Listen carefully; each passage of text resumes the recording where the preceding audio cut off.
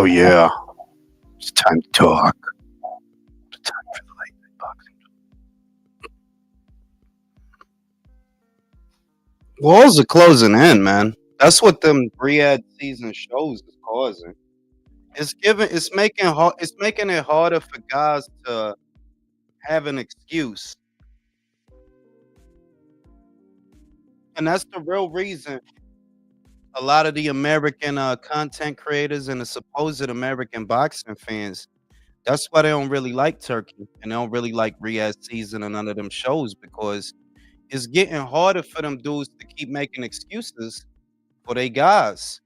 You can't use money as an excuse anymore, can you? You can't use money as a reason not to fight something. Money is not an obstacle. Sides of the street are not an obstacle. You know, that dude is working with everybody. You know, everybody's fighters have fought on his shows.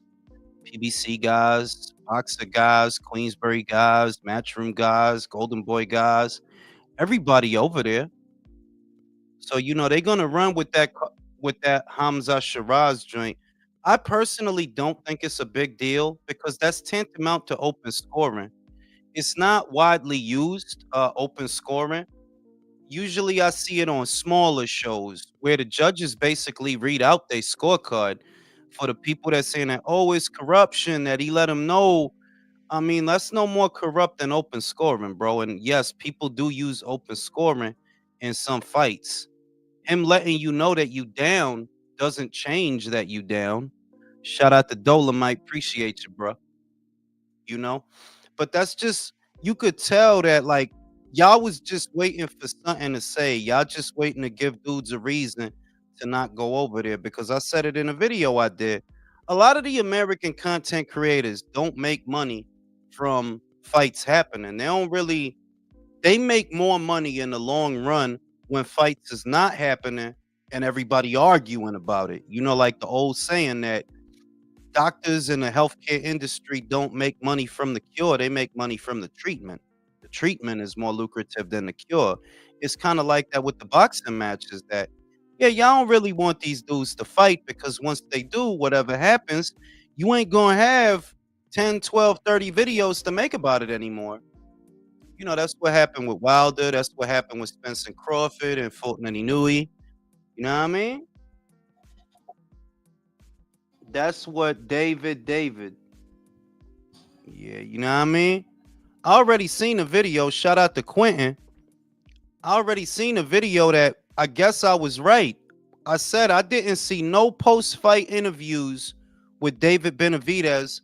Come to find out because he left before the main event. But y'all telling me this dude trying to fight the winner. And the dude got up out of there before he even knew if there was a winner. I don't even want to say everything I got to say about it tonight, even though I might, and still do an episode of the relay about it tomorrow. Virtuoso said they also make boxing content without context. Yeah, like they don't make money. You know, like it's not good for their pocket if these dudes is actually fighting each other because it's kind of like test your knowledge in Mortal Kombat. Test your might. It's like that. They're like, you don't really want these dudes fighting, B. You don't want these dudes fighting because if they fighting, the dude you like might get his ass beat. And then you're not going to be able to make videos about that. You can't gaslight people about them anymore if you got to get down, you know? That's why they don't really want dudes going over there. This is going to be an interesting time when people look back on this era of boxing that there were actually people that didn't want the fighters to fight. They didn't want them to fight.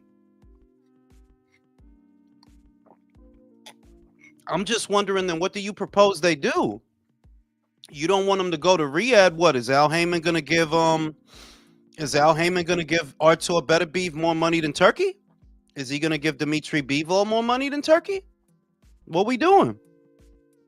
You know? This shit crazy, bro. They don't want these dudes to fight. Of course, this pertains to one fighter more so than many others, the one who's supposed to be fighting this weekend against Lamont Roach. I maintain I am not going to pay $1 for that fight. I'm not. You ain't getting none of my money, not for that garbage. I'm sorry. The only fight on that show that I like is Russell versus Rayo. But what fool would I be to give y'all $8 for Russell versus Rayo? What it do, Brim? What it do, Mike? Yeah, I had a Look, typo. But he spoke to Ade before he left. He said he had a plane to catch right before the main event, bro. He You went all believe the that way. though? That's what Ade said. He said It's I not believe that. it, but it don't he One make at a no probably time. sense. One truth at be a time. told, he probably One. went to his hotel room. What I'm gonna say is one. I don't believe you had a plane to catch. And even if you did, now I don't really believe none. Yo, you flew halfway around the world. Do you know how long it takes to get to Saudi 15, Arabia 15 hours, bro. so that you would not be there for the main event? Come on, son. Come on. Like how much more He obvious it didn't want need the to be? fight, bro. Nah, Don't I want ain't gonna that lie to fight. you, bro. Yeah, I Yeah. can't even say nothing. Can't even say nothing. That's just bad. That's just bad. And I'm honestly I'll frustrated say with. it. You just fuck. I was gonna say I'm just frustrated with Go ahead, Canelo shit. Michael. I honestly thought that Canelo really Who doesn't got want the that fight. delay? Cause one of y'all got a delay that y'all can't hear the other one. I don't know. I always get good Wi-Fi. All right, go ahead. But anyways, like at this point, I never want to hear him bring up Canelo or Bivol, any of those guys. To be honest with you, stay on that Bro, PBC side, bro. I I Nah. I I maintain that you just saying that because he mentioned Callum Smith, bro. Like I already see that. While I Me? like the idea, not you, Brim sort of interview. There's a pre-fight interview. This is before the main event because now we all know it's confirmed that he wasn't actually there for the main event. There's one interview that's out there. Somebody did it. It's before the main event. This is before he left, where he's talking about maybe fighting Callum Smith. But now that you understand that he said this before there was a winner, oh, you talking about fighting Callum Smith. Do you not want to fight the winner of the fight? Because you still Yeah. talking about fighting somebody else. I He mean, if you left right listen before it closely, started. Yeah, Benavidez was basically saying like he was banking on the winner of Bivol and Beterbiev as Bivol as the winner. Like he wanted that third fight so that he could have a free hand to do whatever he wants. and the shit is that look, I already said that it's decided. Like as far as I'm concerned, as far as I could see, I think you going to fight Zerto. I think that fight is made. I think like that fight is as good as done. It's not a bad fight, to be real with you. I don't mind that fight, but it is a sophisticated duck that you sat in the super middleweight division for like a decade, but you can't wait 1 or 2 fights for undisputed. You waited in the mandatory position for Canelo, according to you, for 2 years, but you can't wait one more fight. You know it ain't gonna take long. It like it's turkey, bro. It ain't gonna take long. You can't wait one more fight for undisputed. Mm. I'm sorry, I've been said that dude is not gonna fight the winner of that fight, bro. I've been said it. Jules, it's like a one step forward, 2 steps backwards with this man. Unfortunately, like I posted it and I tagged you on Twitter, like he trying to get our respect, and I'm thinking that's good. But I remembered that I had said in the fight that somebody had said that he left before the main event, so I mentioned it that night. And to hear that you leaving before the main event, and then knowing this interview was before the main event, you kind of put the tail on the donkey in a sense. And it's like, come on, bro. I really Yeah, don't and want to hate on you. I really want to give you some type No, I of benefit of do. that, but you find a way to slap me in my face every I time I do try to. because people keep wanting these fighters to be something that they not. Like that's what I'm saying. That you're not gonna see me trying to dap up, trying to be cool, no. These motherfuckers, like, I'm sorry, they just people, and these people is scared. You scared of the winner of that fight? Yes, you're afraid. There's no other word for it. You don't want no problems with them dudes because you know those some heavy dudes, man. Those some serious dudes. And you not about that. You never been about that. That's why your resume at 168 look like that. You was there for 10 years, bro. That's the motherfucking that's the first Trump administration, the Biden administration, the second like, bro, so what the wow. fuck was you doing the whole time then, bro? Man. Hey, Jules, can I have a And 30-second sidebar real quick? Only if you move away from the mic, because your mic is super loud. I don't I'm sorry. Is understand. it better? Am I better now? A little more, a little more. Am I better now? You got lower that drink. That shit give me high blood pressure. Hold on 1 second. I'm about to do that now. Hold on. What's Better? up, Jules? How you doing, brother? I was goody. All right, I'm about to let you have it. Brim, let me read the super chat. Domo said everybody looked too good, so he had to skedaddle. Go ahead, Brim. All right. I just wanted to say this because there was something in the chat. So I'd have never have a problem paying a bet, right? If I lose, I pay my bets. But there was a situation with a bet that was made with Mr. Crybaby Mirage with the Canelo and Benavidez. I thought the fight was going to happen. And remember, the fight after the first fight, the deal got broken up, right? And then a whole bunch of other stuff transpired. So it kind of almost Benavidez eliminated himself because he had an opportunity, and some things transpired in between that. And this guy's sitting here crying in every capacity about this $25, but he won't sit here and stand up for the $100 that was clearly owed to me before. But he want to sit here and probably play holier than thou. Get off my dick, bro.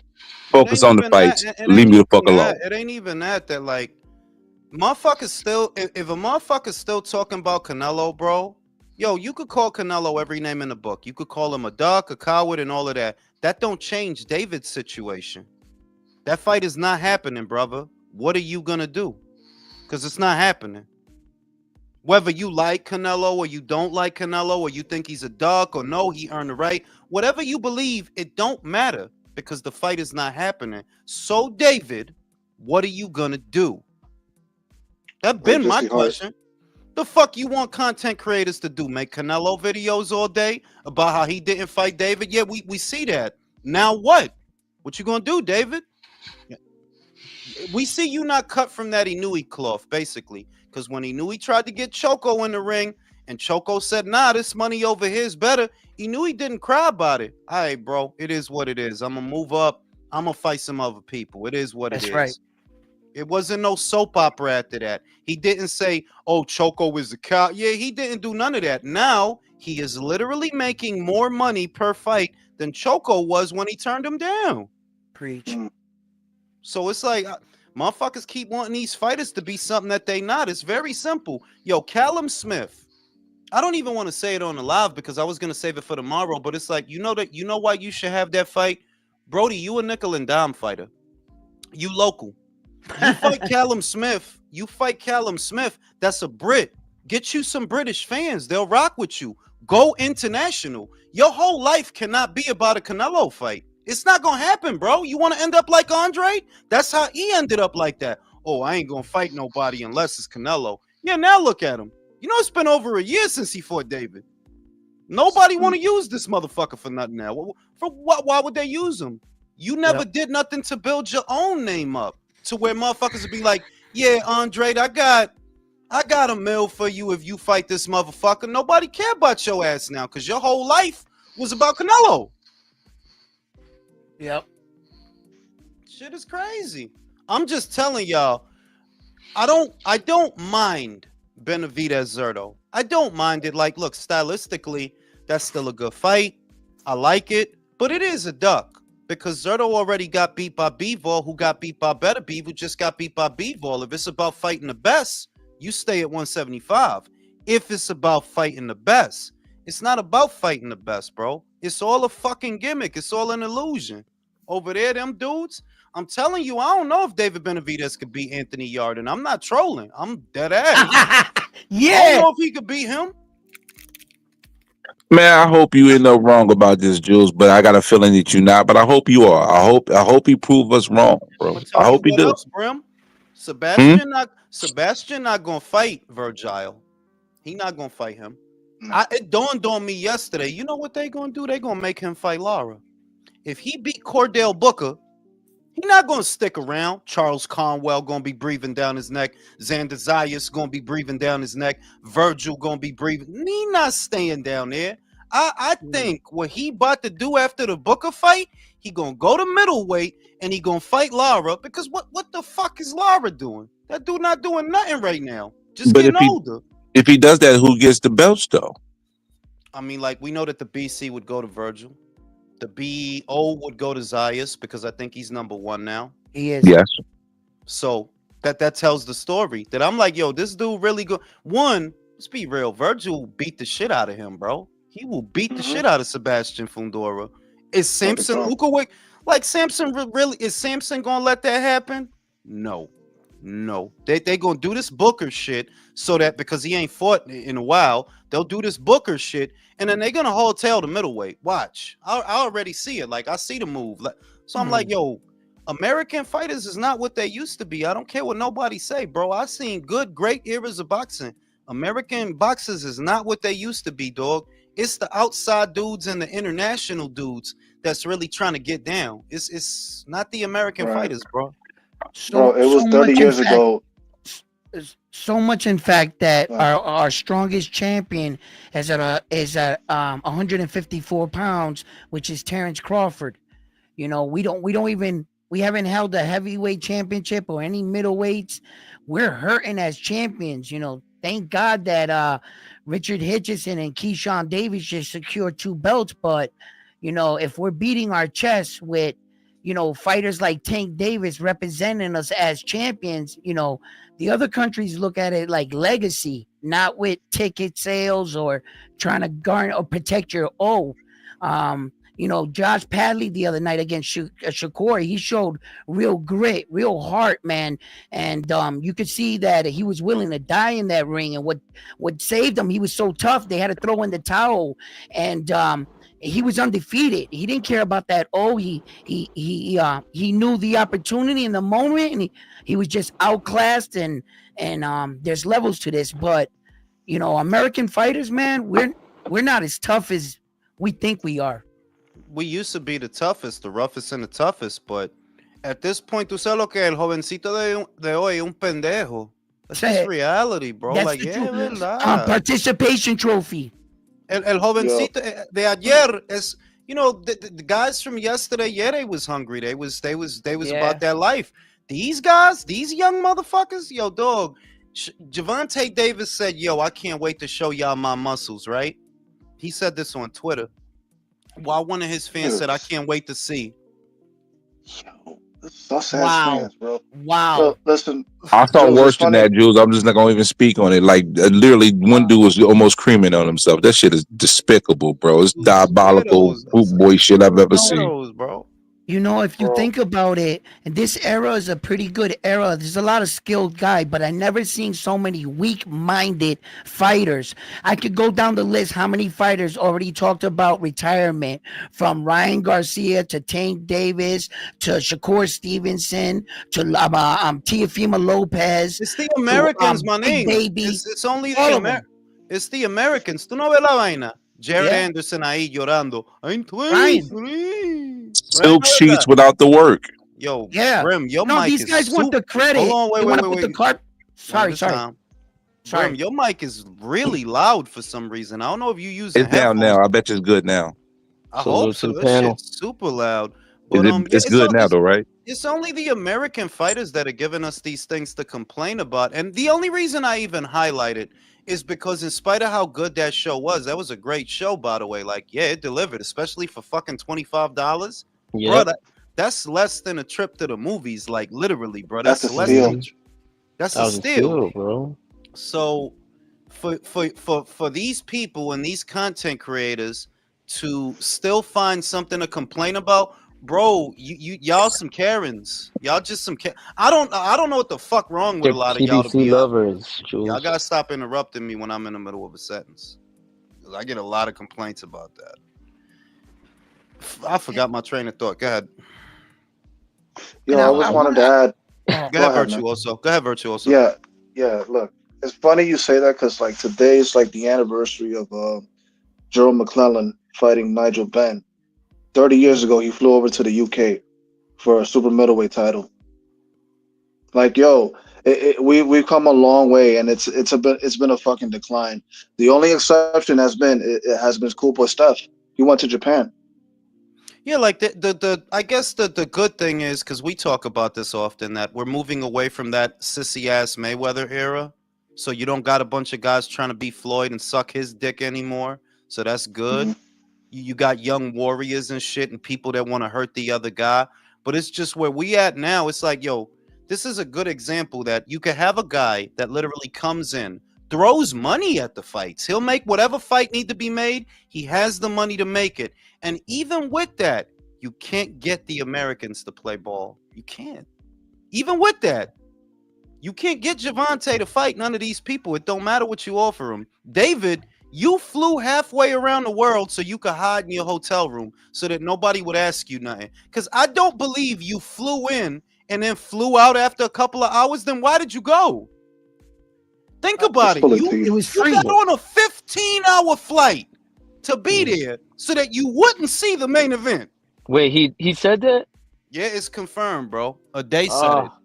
A day okay. A day said while the undercard was going on, he was calling David to try to come start talking about the main event. Yeah. And they told him, yo, he's not gonna be here. He's not gonna he got a flight to catch. Yeah, that's that coochie shit. Wow. That's that coochie talk. You got a flight to catch, my dude. You flew 15 hours from America to Saudi to be there. How do you a flight to catch? Coincidentally at the main event? Oh, right. Okay. What I'm saying. The American boxing.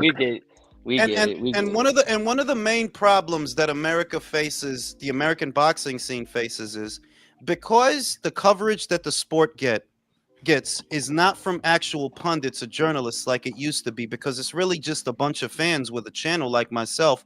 They're not going to call them out for it. They're not going to say, David, you flew 15 hours to not be there? Gervonta, you need 2 Ferraris just for they're not going to call none of these coward ass motherfuckers out. Nah, they're not. This shit is crazy, bro. But I'm not Please surprised. read your next super chat, good brother. Napoli said, what do you think of promising featherweight prospect Jan Santana of the Dominican Republic, who just signed with Top Rank? Does he have a bright future at 126? I got to look at him first. I ain't seen him. I don't know that kid. A bright future says he needs to win. Shout out to King Lopez. Don't wanna say his name, but a Dominican YouTuber was just made a video saying Al Haymon is better than Turkey, and Davis has a reason not to go there. Who, the ass slicker who wants to be every boxer's best friend? Punch Brown. Punch Brown. I'm saying, like, I thought you were talking about when your whole gimmick is I want to be cool with the boxers and I want to be their friend and I want to have their phone number. You want a different kind of time than I am, brother. I don't give a shit about none of these. But on some real shit, I don't give a shit about none of these boxers. Why? Because none of them give a shit about me. That's welcome to Earth. And the thing with you, I'm not your motherfucking father. I'm not your mother. Be worrying about you and shit. And the thing with you, Jules, you actually did interview some fighters like the Demetrius Andrade. Because one at a time, fellas. Damn. Because in fairness, Eson wanted me to do that. I didn't ask for that. I can't stress that enough. I'm not interested in nothing that no male boxer has to say, because I know what you're going to say. I already know you're going to tell a story, I don't have no pity for the boxers, to be real with you. I don't. Right. He's only interested in keeping it real. You're not a soldier in a war. This is a job. You have a job to do. You're not a soldier. You're not a municipal serpent. You're not a fucking district attorney. You will fucking have a job. Like other people have a job. You have a job. And you're either doing it or you're not. Is a mission and a job the same thing, pretty much, right? No, it's not, because you're not on a fucking mission. The only mission you're on is to make yourself rich. That's why I don't feel so. Yo, look, man, it's very simple. Motherfuckers is weirdos. If your whole aim is, well, I want to be friends with boxers, okay, you a fucking weirdo to me. Fanboy, that's a fanboy. You can't, like, what the fuck I want to be smelling motherfuckers cologne for? For what? I want to be taking selfies with you? Like, nah, homie, I'm good. I don't give a shit about none of that. Fuck out of here. Like, but like I said, motherfuckers on some weird ass kind of time. Now, if your opinion as a boxing analyst is that Al Haymon is better than Turkey, even though Al wants to charge you over, I don't even know where it's at, what, $300, $400 a year for what, 5 shows? That's better to you? Go ahead, bro. Wow. Go ahead, whatever. If you think it's better that he chased a lot of major networks away from boxing, because that's literally what he did, and they don't understand that Take Turkey out of boxing right now. Imagine he doesn't exist. We wouldn't have nothing to watch right now. Right. That's We true. literally wouldn't, because the money that NBC took away, the money that Fox took away, and the money that Showtime took away, they didn't find somebody to fill that void. So if you don't have a Turkey making these shows, right? Yeah, you wouldn't have nothing to watch. God You damn. Right. you wouldn't there's nobody else. There's nobody that stepped in to fill the void that Showtime left behind. Amazon didn't, because Amazon's not giving them a budget. They're not getting. Yeah. That's why they only about to do what, 2 shows in the last 2 to 3 months. 2 shows basically. 2 of them are pay-per-views at that. You think it's cool that you should have to? If you think, I mean, like, maybe you do. Maybe you think it's cool that they want to charge you $80 every time they do a show. I don't know. We're different people, I guess. Man, they not that paying for that shit. Man, No, that all up in that the shit had me people, wanting eh? to pay for it and not even stream it and deal with the buffering for $25. You know, it even just was like, wow, you know. I think motherfuckers try to be contrarians too much. Like I said, it's like that dude that get around the bitches and he wants to start talking about like his horoscope and shit like that. Like he want to be deep and shit like that. That's how I look at a lot of them dudes. They're like, you just want to go against the grain because you want to be different. Yeah. I hate a motherfucker like that, Bottle. Oh yes, you're not different, bro. You're just a moron. You're just a moron who's trying to look smart. That's it. There's nothing smart about what you're saying. By every quantifiable metric, the people in this industry that understand the way it works know that the PBC hurt boxing and the damage could be irreparable, because NBC, Fox, and Showtime taking those budgets away. You don't get it? If you remove Turkey, where does the money come from? To do fights, the fights if you take him out of it, who came in and replaced Showtime? Who came in and replaced Fox? No That's one. no one. And And if you hate Turkey so fucking much, here's what you could do. But I know you won't, because a lot of y'all motherfuckers really not about shit. just steal shit. If you hate Turkey so much, then stop making videos about his shows. Very simple. Don't watch him. Don't buy him. Don't talk about him. He's bad, right? You said he's bad. Okay, don't talk about him then. Just don't do nothing. Don't give it no coverage. But I know one, exactly, a media blackout, that if you really want this guy to go away, you want him to go away and chase him away from the sport of boxing while it's still fresh. Okay, then don't give him no air. Now I know you're not gonna do that, because you're not about nothing. You faking the funk. You faking the funk with this activism bullshit. Like, I hate motherfuckers like this, but I hate activists of every denomination. I do. I like, you're not doing anything. You can't, like, I don't care how it sounds. If you care so much about Gaza, then go there. Go to Gaza. Go fight, because you care, right? It's important. Go care over there then, because you're not doing shit over here. The Greta, Hannah, Gretel, dumb, retarded looking bitch, that little bitch. Yeah, that bitch, they need to shoot that bitch and do a rocket into space. This bitch always at a protest. Like, bitch, are you ever happy?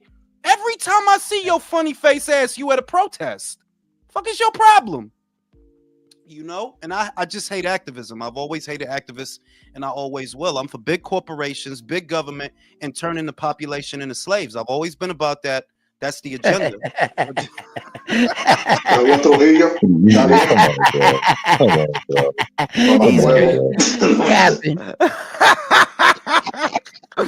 No, pero de verdad que lo que me molesta es que it's so fake is what bothers me, honestly. It's fake that, like, you're only going against this because you're that weirdo that wants to be different. You want to be different so bad so that you could seem special, when in reality, hey, moron, if Turkey weren't doing these shows, right, you know that the PBC would have only done 2 shows in the last 2 going on 3 months.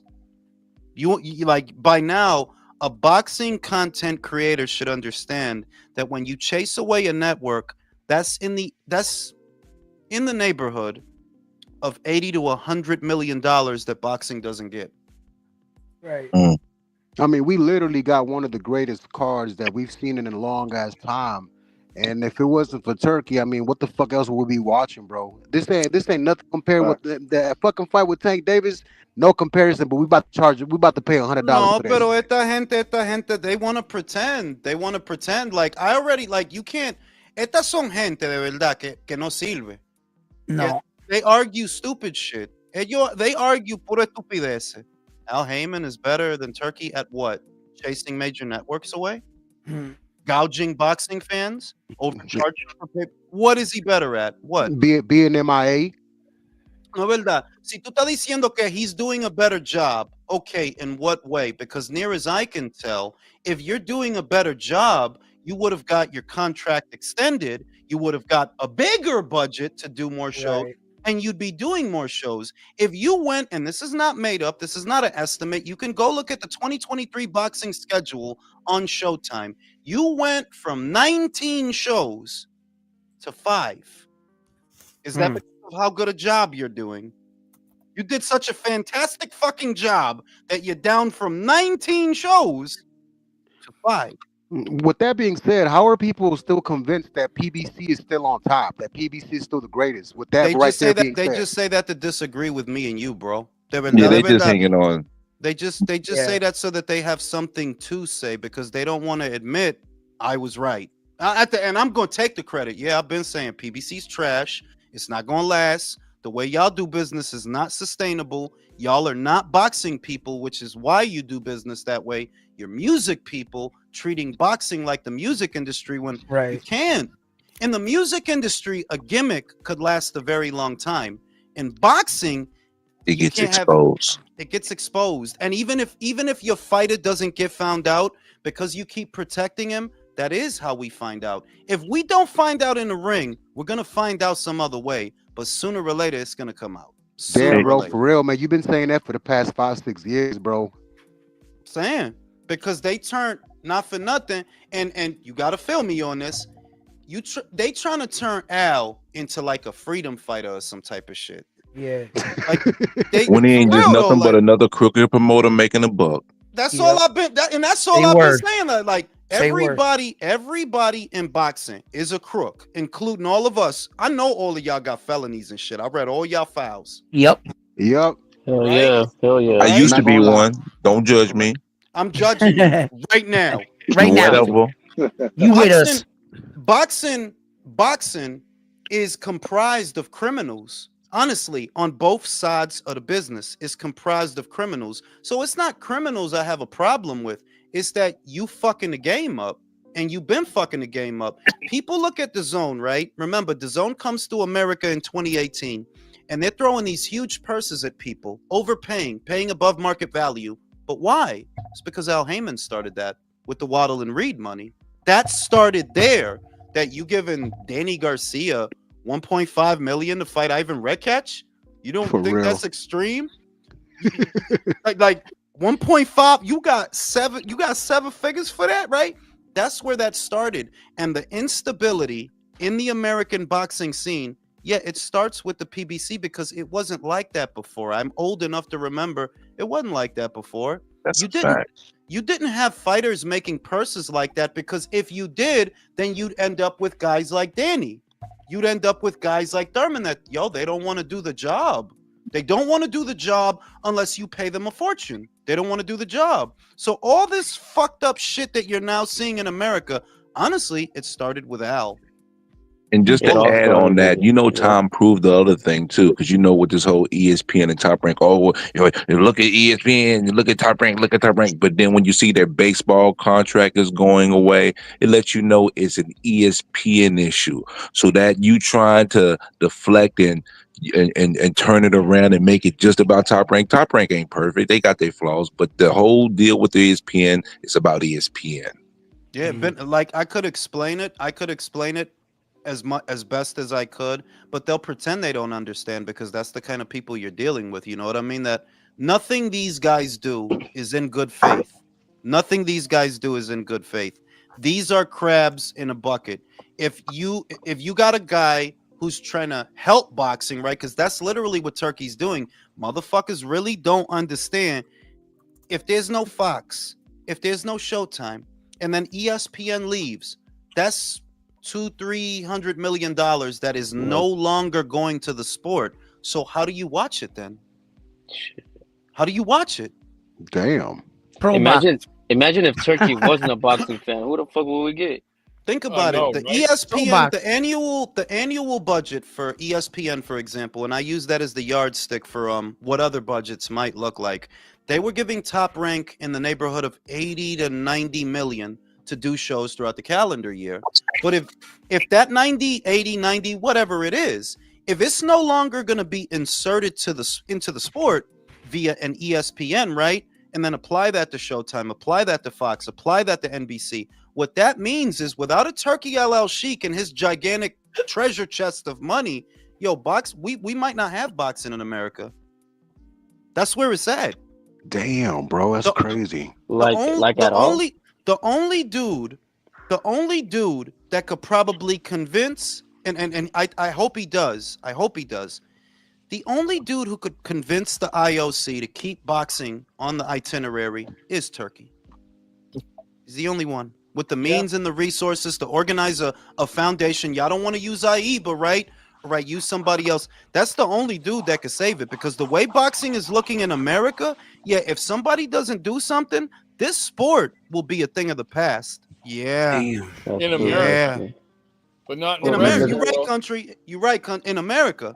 Because Britain has a white collar boxing scene, that little chicken gizzard circuit, where if you just a dude and you could fight and you want to make some money, you could go, like, boxing ain't going nowhere in terms of Mexico, Britain, Japan, Australia. Boxing ain't going nowhere over there.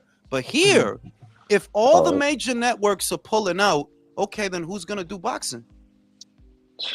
Outside of let's say, because Matchroom does USA shows and Golden Boy does a few, but it would be down to them.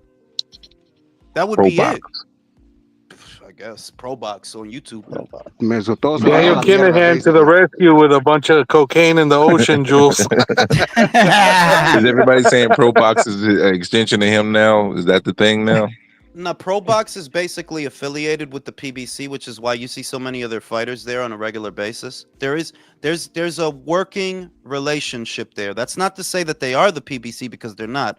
Pro Box is owned by Gary Jonas, but they give their fighters opportunities to fight there, so on and so forth. But Pro Box cannot fill the void that all of those major broadcasters are leaving behind. That you really gotta imagine that there's no Turkey. There's no Saudi shows. There's none of that. There's no Ring Magazine. There's no Ryan versus Rolly. No Teofimo and Alcatraz. No Saudi show last weekend. Boxing fans would literally not have very much to watch in America. Dead as hell. The content curators would be upset and broke because they ain't making no money because ain't nothing to talk about. They're gonna start talking about other sports, bro. Yeah, WWE will be taking over and shit. A fake sport. Shit, we'll start talking about WWE then. That's why when I see American content creators do this, I'm like, yo, it's crazy how stupid we are not me, because I'm smarter than everybody, but it's crazy how stupid. Jury's still out on that, homie. Jules, Listen, you just bro. got back from saving. Don't hurt yourself patting yourself on the back, Jules. You're right. The jury's still out on his ass anyway. No. I'm just saying that this is what these morons don't understand. They're cutting their nose to spite their face because they're trying to hang on to the peanuts that they make talking about the same bullshit. Not understanding if boxing is healthy, then your channel will be healthy. The metrics will always be good. Right now, you got to keep talking about specific shit to move the needle. That's where American boxing is. Now, you go over to a UK channel and you'll notice that their metrics are always big, whether it's an IFL or a Boxing King Media, any one of those UK-based channels, right? Their metrics are... Hatman Boxing always has good metrics. It doesn't matter what's going on. Whatever he puts, good metrics. You look at American boxing, you have to focus on very specific subjects to make it move. You have to. Because people are losing interest in America. What are we going to do? More Gervonta Davis videos? That's exactly what I was about to say. What are we going to do? How many times can we keep talking about the same people? That's the problem. There's only four motherfuckers they keep talking about. You're going to keep talking about Deontay Wilder's retirement plan. Now, let me give you an example of a time when boxing was a bit more healthy and the numbers, it showed up in everybody's numbers. Didn't matter what size your channel was. In 2020, after Fury versus Wilder 2, right? Boxing was in a healthier place at that time. There was still networks. Fox is still in it. Showtime is still in it. ESPN is still in it. And lots of people are watching and talking about boxing. That if you did any video pertaining to Fury or Wilder, it's going to do insane numbers. And that's the example that, when boxing is good, you're good. But when boxing is bad, everybody's numbers are starting to dip. They're not going to admit it, but everybody's numbers are starting to dip, at least in America. Now, if you're an international channel, you might be all right. You might not be feeling the pinch. But here in America, you either got to be talking about Gervonta Davis or Canelo Alvarez. One or the other. You have to. They don't give a shit about a Gento Nakatani out here, bro. No, they don't care. They don't care. Which is bullshit. Well, that's all those jokers that have the agenda talking about Turkey is no good for boxing. That's the group of people. Está bien. No, pues está bien. Pues mira, tú sabes lo que tú haces. No compre la carteleta. Don't watch the shit, right? Because he's bad. That's what I'm saying. Like, if the dude is bad for boxing, then just watch the Haymon shows. Just watch those. You only got 5. Yeah, let him keep bending you over for that shit. For real, right? That's what you want. You saying I'd rather pay Al 80 than pay Turkey 25. Hey, cool, bro. It's your money. Man. It's your life. For 3 fights? I put myself in the Lord of the Rings shit. How I look, yo. I look dope, right? Yeah. Exactly, you like crazy, a real right? strong warrior to be the first one to die. That's fucked up. I'm gonna smoke a cigarette. I'll be right back. You look like a medieval Rambo.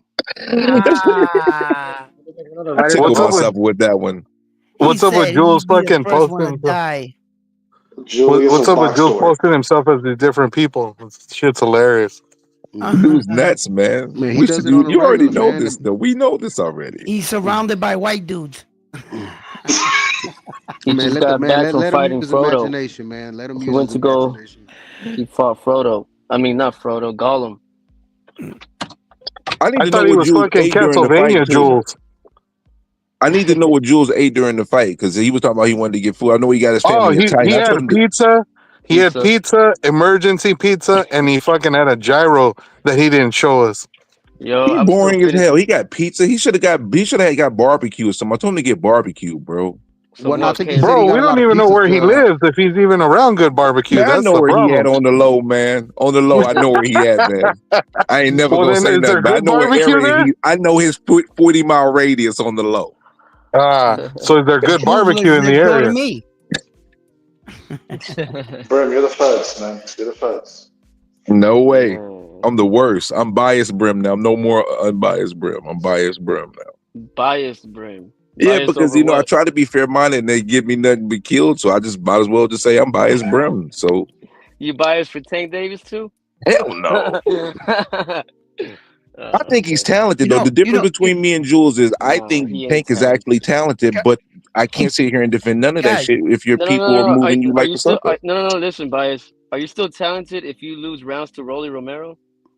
Okay, guys, check this out, right?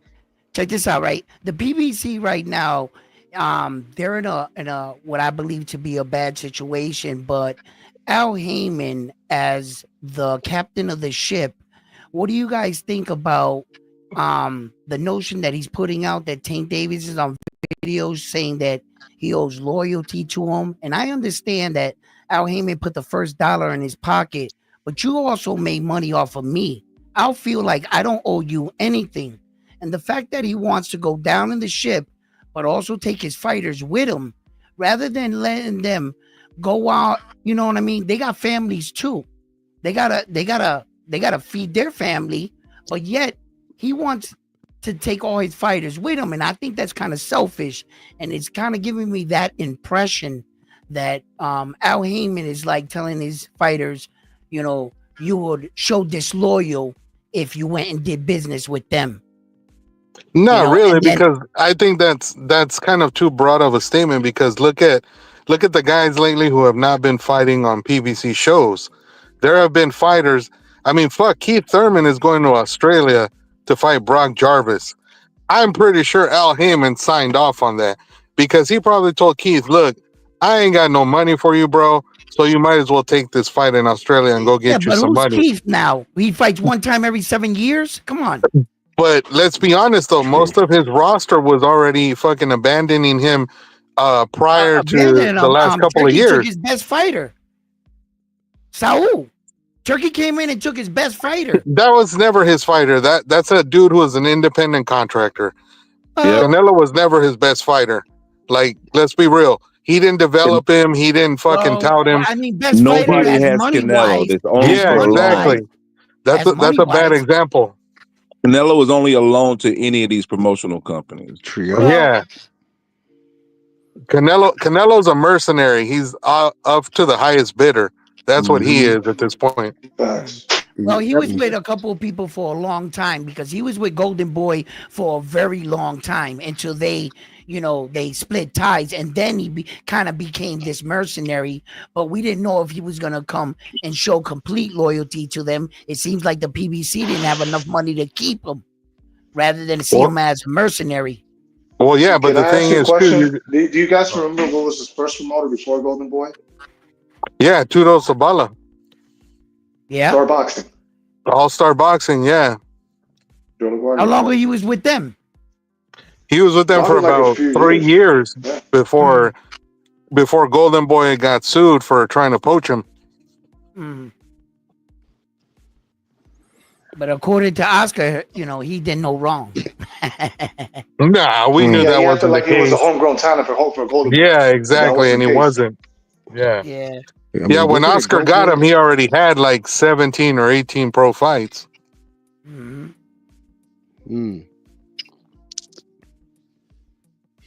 I like what Turkey's doing with these cards, man. I enjoyed the night, man. It was only $25. It was amazing.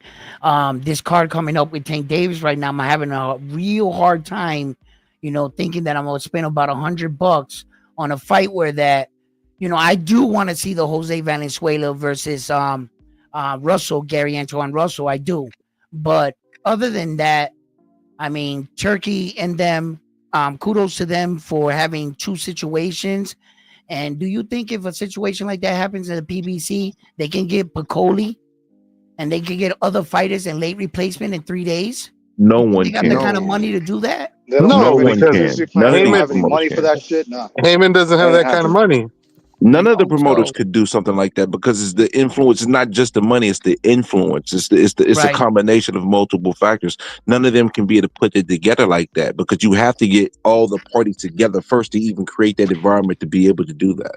And what do you guys think about the situation, right? Because I saw Josh Padley fight against Shakur Stevenson, and a lot of people, criticized that fight. But what I saw was a man that really went out there and showed his warrior spirit. And the next day he woke up to all his efforts. They called him an electrician, and he came in there, trying to change his stars. And it seemed like nobody respected the fact that he was going down and he kept getting up. I know lesser men that would have stood down and he was outclassed and outmatched. And I think that that's boxing right there. That's boxing.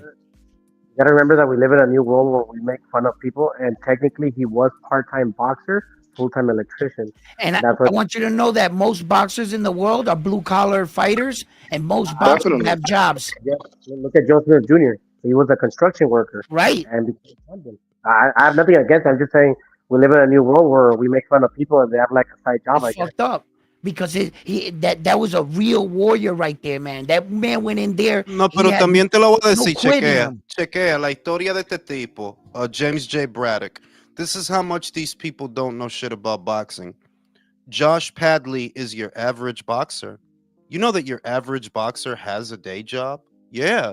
You're stuck on the guys that the TV network is invested in. Most boxers don't have it like that. Like literally, most boxers don't have it like that. Most boxers are not guaranteed $3 million per fight by a network. And this has literally always been the case. Like, yeah, there have always been boxers who have day jobs. That's always been the case.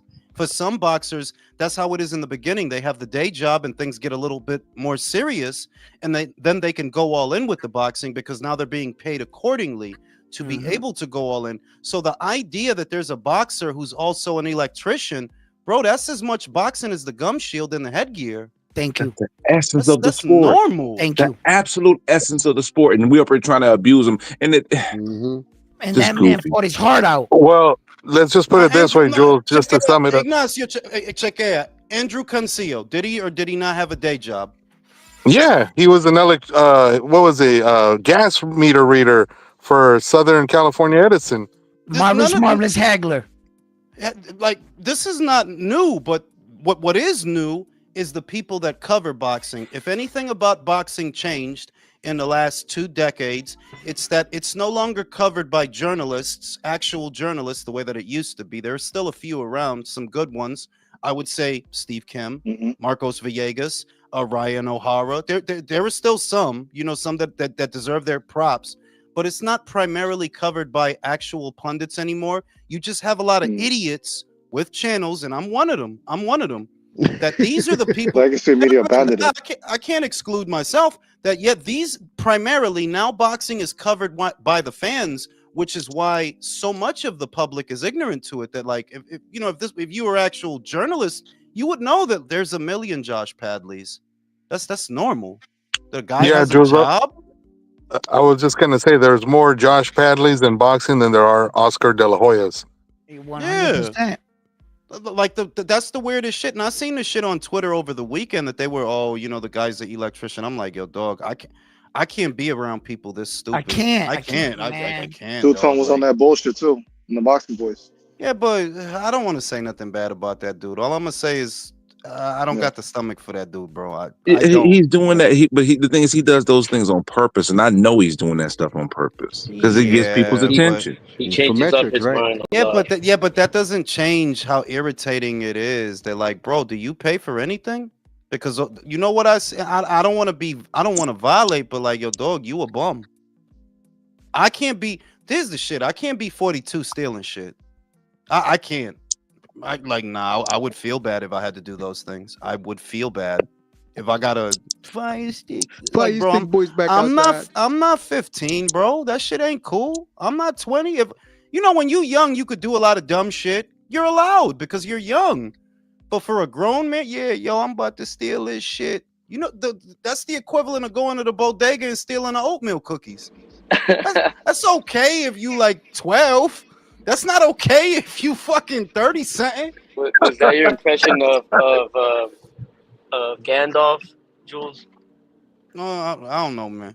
But yeah, like when you a little kid, you could go to the bodega and steal a bag of Lay's. That ain't about nothing. You can't be doing that shit when you in your 30, 40, and that's how I look at that shit. Even worse, that these are people that make money from the sport. Oh, so you get to make money, but you don't put nothing back.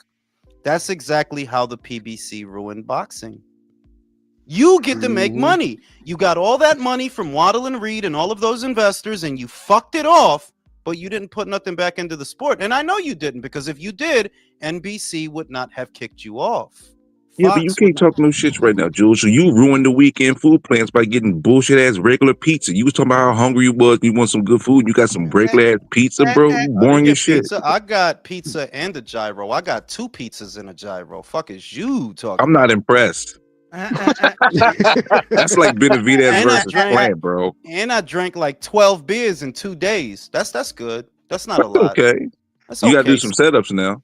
Yeah, But yeah, man, like it's in a fucked up place, and the reason it gets my attention is because either you are this stupid, which wouldn't surprise me, or you're pretending to be this stupid so that you can, I don't know, be controversial. Because the reality of where American boxing is right now, it could die out between the fucked up amateur situation that they may not have boxing in the Olympics and all of these major networks pulling out and not giving the promoters a budget, with the exception of DAZN and Matchroom and Golden Boy, right? All these other cats, if they don't have a network giving them a budget, you understand they don't get to do shows then, right? So what you gonna make videos about then? It's like you either can't be this stupid or you are that stupid, and nothing would surprise me. Shout out to Wake Up.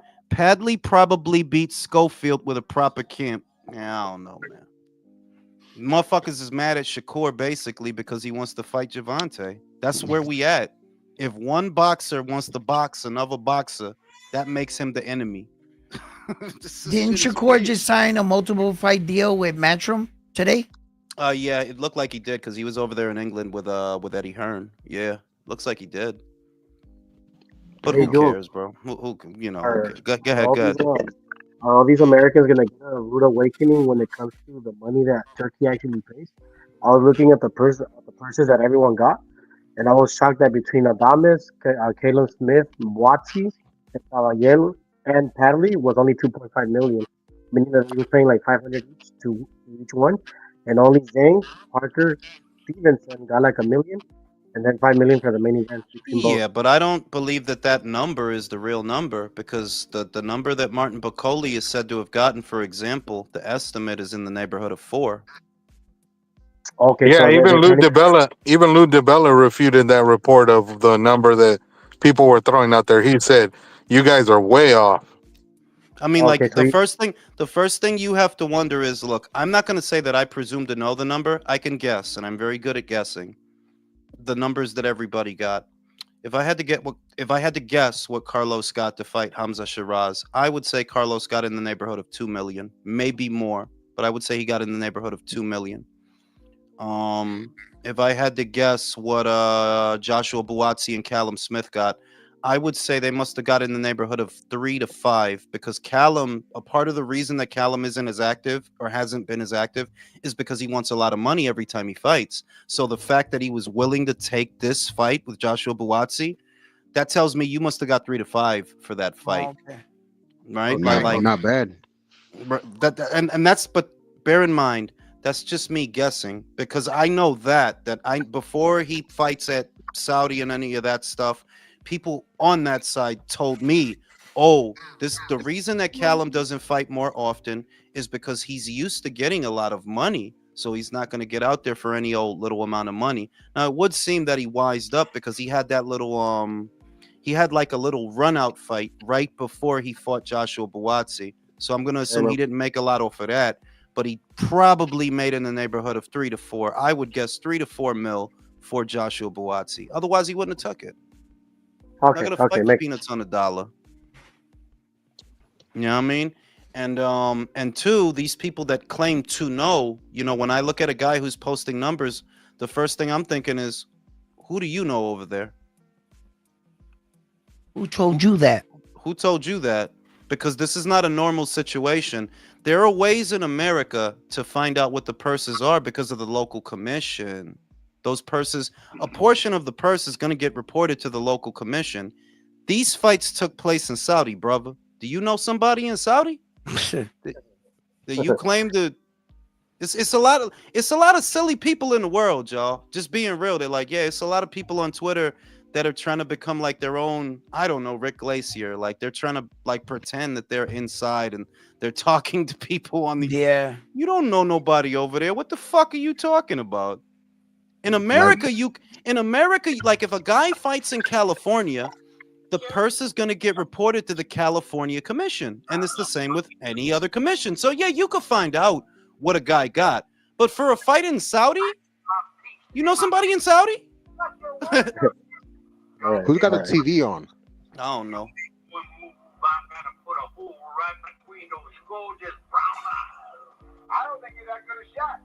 The fuck is that? Yo, for real, man. Somebody watch some old Western movie, bro. What is that sound like Teofimo Fava.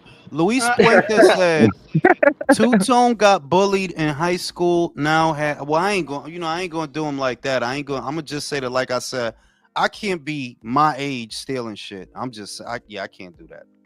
Yeah, I mean, for real, how stupid you gotta be to actually promote stealing fights, and you're acting like you don't want to see them, but yeah, you feel the need to steal them. That's what don't make no sense. But he's still gonna make content about the shit. Is the crazy part, right? Exactly. He's still gonna make content. It's like, wow, that's crazy. But hey, man, go ahead. That's the world, I guess. You know that basically American boxing is in bigger trouble than people realize. That without this character, Turki Al-Sheikh, using a lot of these American fighters, just consider. Would Carlos Adames have fought if Turkey didn't use him? No. He would have probably fought on the PBC undercard for practically no money. No, I don't think he would have fought because look at did you see how many people are fighting on that undercard, bro? It's like 12. Oh, no. bucks on that shit, bro. What I mean, Jules, is that eventually he would have been put on one of these fucking cards, but he might have only fought once this year because of that. Yeah, like the way the shit is, like you take away the big shows that are being done and all these big plans, and there actually wouldn't be much boxing to watch in America. There wouldn't be much. Whatever shows Top Rank is gonna do as this ESPN deal closes out, right? Whatever shows they were gonna do, whatever shows Matchroom does in America, but that would really be it. There wouldn't be much to watch. And the Golden Boy shows. Yeah, I'm and the just Golden Boy wondering shows. how did the boots and the Stanionis, because isn't Stanionis with PBC and boots Yeah. with Matchroom, right? Like how did I mean The I'm glad we're prophecy. getting it, No, right? the prophecy. Yo lo dije, yeah. In the beginning, they're gonna be on their loyal to Al Haymon shit. But everybody has bills, bro. Everybody got family, everybody got bills. And they're gonna start outsourcing those fighters because it'll be the only way they can make money. That Stanionis, for example, you outsource him to Matchroom because you're gonna get a percentage of his purse at no charge to you. They're providing the purse. If they say, okay, well, Stanionis, here's 2 million, then you get 10% or whatever percent off of his purse. You didn't have to spend any money to get that percentage. And it's the only way for them to make money because they don't have fight dates. It would be more expensive, in other words, to do a fight for Stanionis than to loan him to somebody else. Because you don't have a budget anymore. You don't have a budget anymore. If the panel, the whole panel are my fighters, right? This whole panel. And last year, I had a budget to get all of you fights and keep all of you busy. But this year, I don't. The only way I can make money off of the panel after that is to loan them to the promoters that are willing to pay them. And I'll make my money off the percentage I collect out of their purse. That's why you're seeing Adames in Saudi, Stanionis at Matchroom, Tipo in Pro Box. You know, like that's why they're going. That's the only way they can make money from those guys now. It's the only way. Because you don't have the money to do shows for them. Shit is dead over there. Basically. So You got a budget. everybody wins. That's one of the reasons why I got shocked when you said that they would do Fundora versus Lara as opposed to doing Virgil, because Virgil, they can still do like a turkey card and he can get paid. Like, you think they're still going to be protecting him even though they're only doing 6 cards a year? Because of Samson, yes. Samson is a moron. Remember who's if it was somebody else like Tom Brown or just one of those other promoters that are over there, I would have said, nah, they'll probably outsource him. But it's Samson, bro. Samson is a moron. He has a great eye for talent, but he's a moron. I would sooner expect Samson to put Sebastian in the ring with Lara than let Virgil whoop his ass. Yeah. Yeah. Keep the money in house. He fucking knows. Virgil beat the shit out that guy, bro. Man, I wanted to see that. Shout out to motherfucking Sergey. I see Ring IQ's longsword. Yeah, it's back there, bro. I got my longsword. Shout out to Oscar. Y'all seen people shitting on Eddie Hearn celebrating Bivol winning. They're calling him a money-hungry dude and shit. Yo, man, listen, man. At this point, if you're not Al Haymon, you basically the enemy. If you think about it, they don't like the majority of boxing. They don't unless you are Al Haymon or Al Haymon fighter, you're the enemy. That's where it's at. Well, I guess Frank Warren probably gets a pass. That's about it, maybe. Nah, he's the one who fucking helped Tyson Fury whoop Wilder's ass. Remember, Frank Warren was in bed with fucking. Yeah, but remember, the American fans endeared themselves to Tyson Fury and was calling him the greatest heavyweight of all time. Remember? Yeah, I don't think they really feel that way, bro. I don't think they feel that way. But yeah, man, like it's all bad. But the good thing is, aside from them, I already know the 5-year prediction for a lot of these people that you see on Twitter. Quote me. They won't be watching boxing in 5 years. These people, they will not. Now, some of these content creators, some might still be around, but they're going to diversify their catalog and start talking about other sports when the money dries up. I've already seen plenty of content creators do that. They'll start talking about basketball and shit. Or Joy Reid getting fired from MSNBC. Like, they've diversified their catalog of content because just talking about boxing matches, the audience that you relied on to put the money in your pocket, they're not interested anymore. There's just not enough there. You are down to Gervonta Davis and David Benavidez. That's who you got. And the periodic I hate Canelo video. That's what you got. to work with to make money. Other than that, you're not gonna make money fucking making some Brandon Figueroa videos. Right? You're not gonna make money making Keith Thurman and Joey Spence videos. Right? What you talking about, man? This is gonna be a whole bunch of videos for that, man. You know what I'm saying? So that's where it's at. That I anticipate that in 5 years, a good number of the content creators, they'll be gone. They've been filtering out since 2020 after Wilder lost. That's really where it started. And some of the bigger ones, like I don't want to say any names, but like, well, why not? Remember Black Fight Fan? Yup. He's gone. He don't make boxing videos no more, bro. Wait, which guy? You remember it's your boy K-Ho. Oh shit. Wait, is that the guy you debated, Jules? No, I never debated him in fairness. And I don't even think he's a bad dude, not for nothing. I don't think he seemed like a good dude, but he was a big Wilder fan. And a lot of his videos really centered around Wilder and the Joshua stuff. Like, I don't think he was a bad dude or anything like that. But I'll say that he's a good example of what was a big channel at the time, but you had a niche audience. Those were not boxing fans. They primarily focused on Spence videos, Wilder videos, and after Spence lost, he ain't been making videos since then, bro. You could go look. I remember he's not the only one. There's a few other fucking dudes that flamed out after Spence lost. The best fight, the best dude, or whatever. Well, he don't make videos no more. No, he made videos probably. I think he's fully active. I don't pay attention to him, but I know he's fully active. I remember Devin Haney is who he switched up to, I guess, at some point again. There was another video content creator called, I think his name was Town Hall Meeting. Town Business. He used to make boxing videos. Yeah, he doesn't do that anymore. I think the CC girl that used to be on Black Fight Fans channel. Oh my god. She doesn't do boxing. God. No, better. She doesn't do while she does still make content, I believe she does. It has nothing to do with boxing. In defense to her, though, she came into boxing already making dual content. She was already kind of doing multiple things already going into it. I'm just saying that to be fair, you have to admit she spent a fair amount of time talking about boxing for a whole stretch. And then from that, so now they don't even cover it anymore. They literally don't cover it anymore. And you're gonna see more of that. Because if your niche was I make Gervonta Davis videos or I make Spence videos or Wilder, you're running out of people. What are you just gonna make David Benavidez videos? You read about that, Jules. The only reason why I know about her, though, actually, I found out about her. What about boxing was those prison stories that she used to tell. Is Spain still a thing? I think he's still around, but in his defense, his content was always, he has a niche within a niche.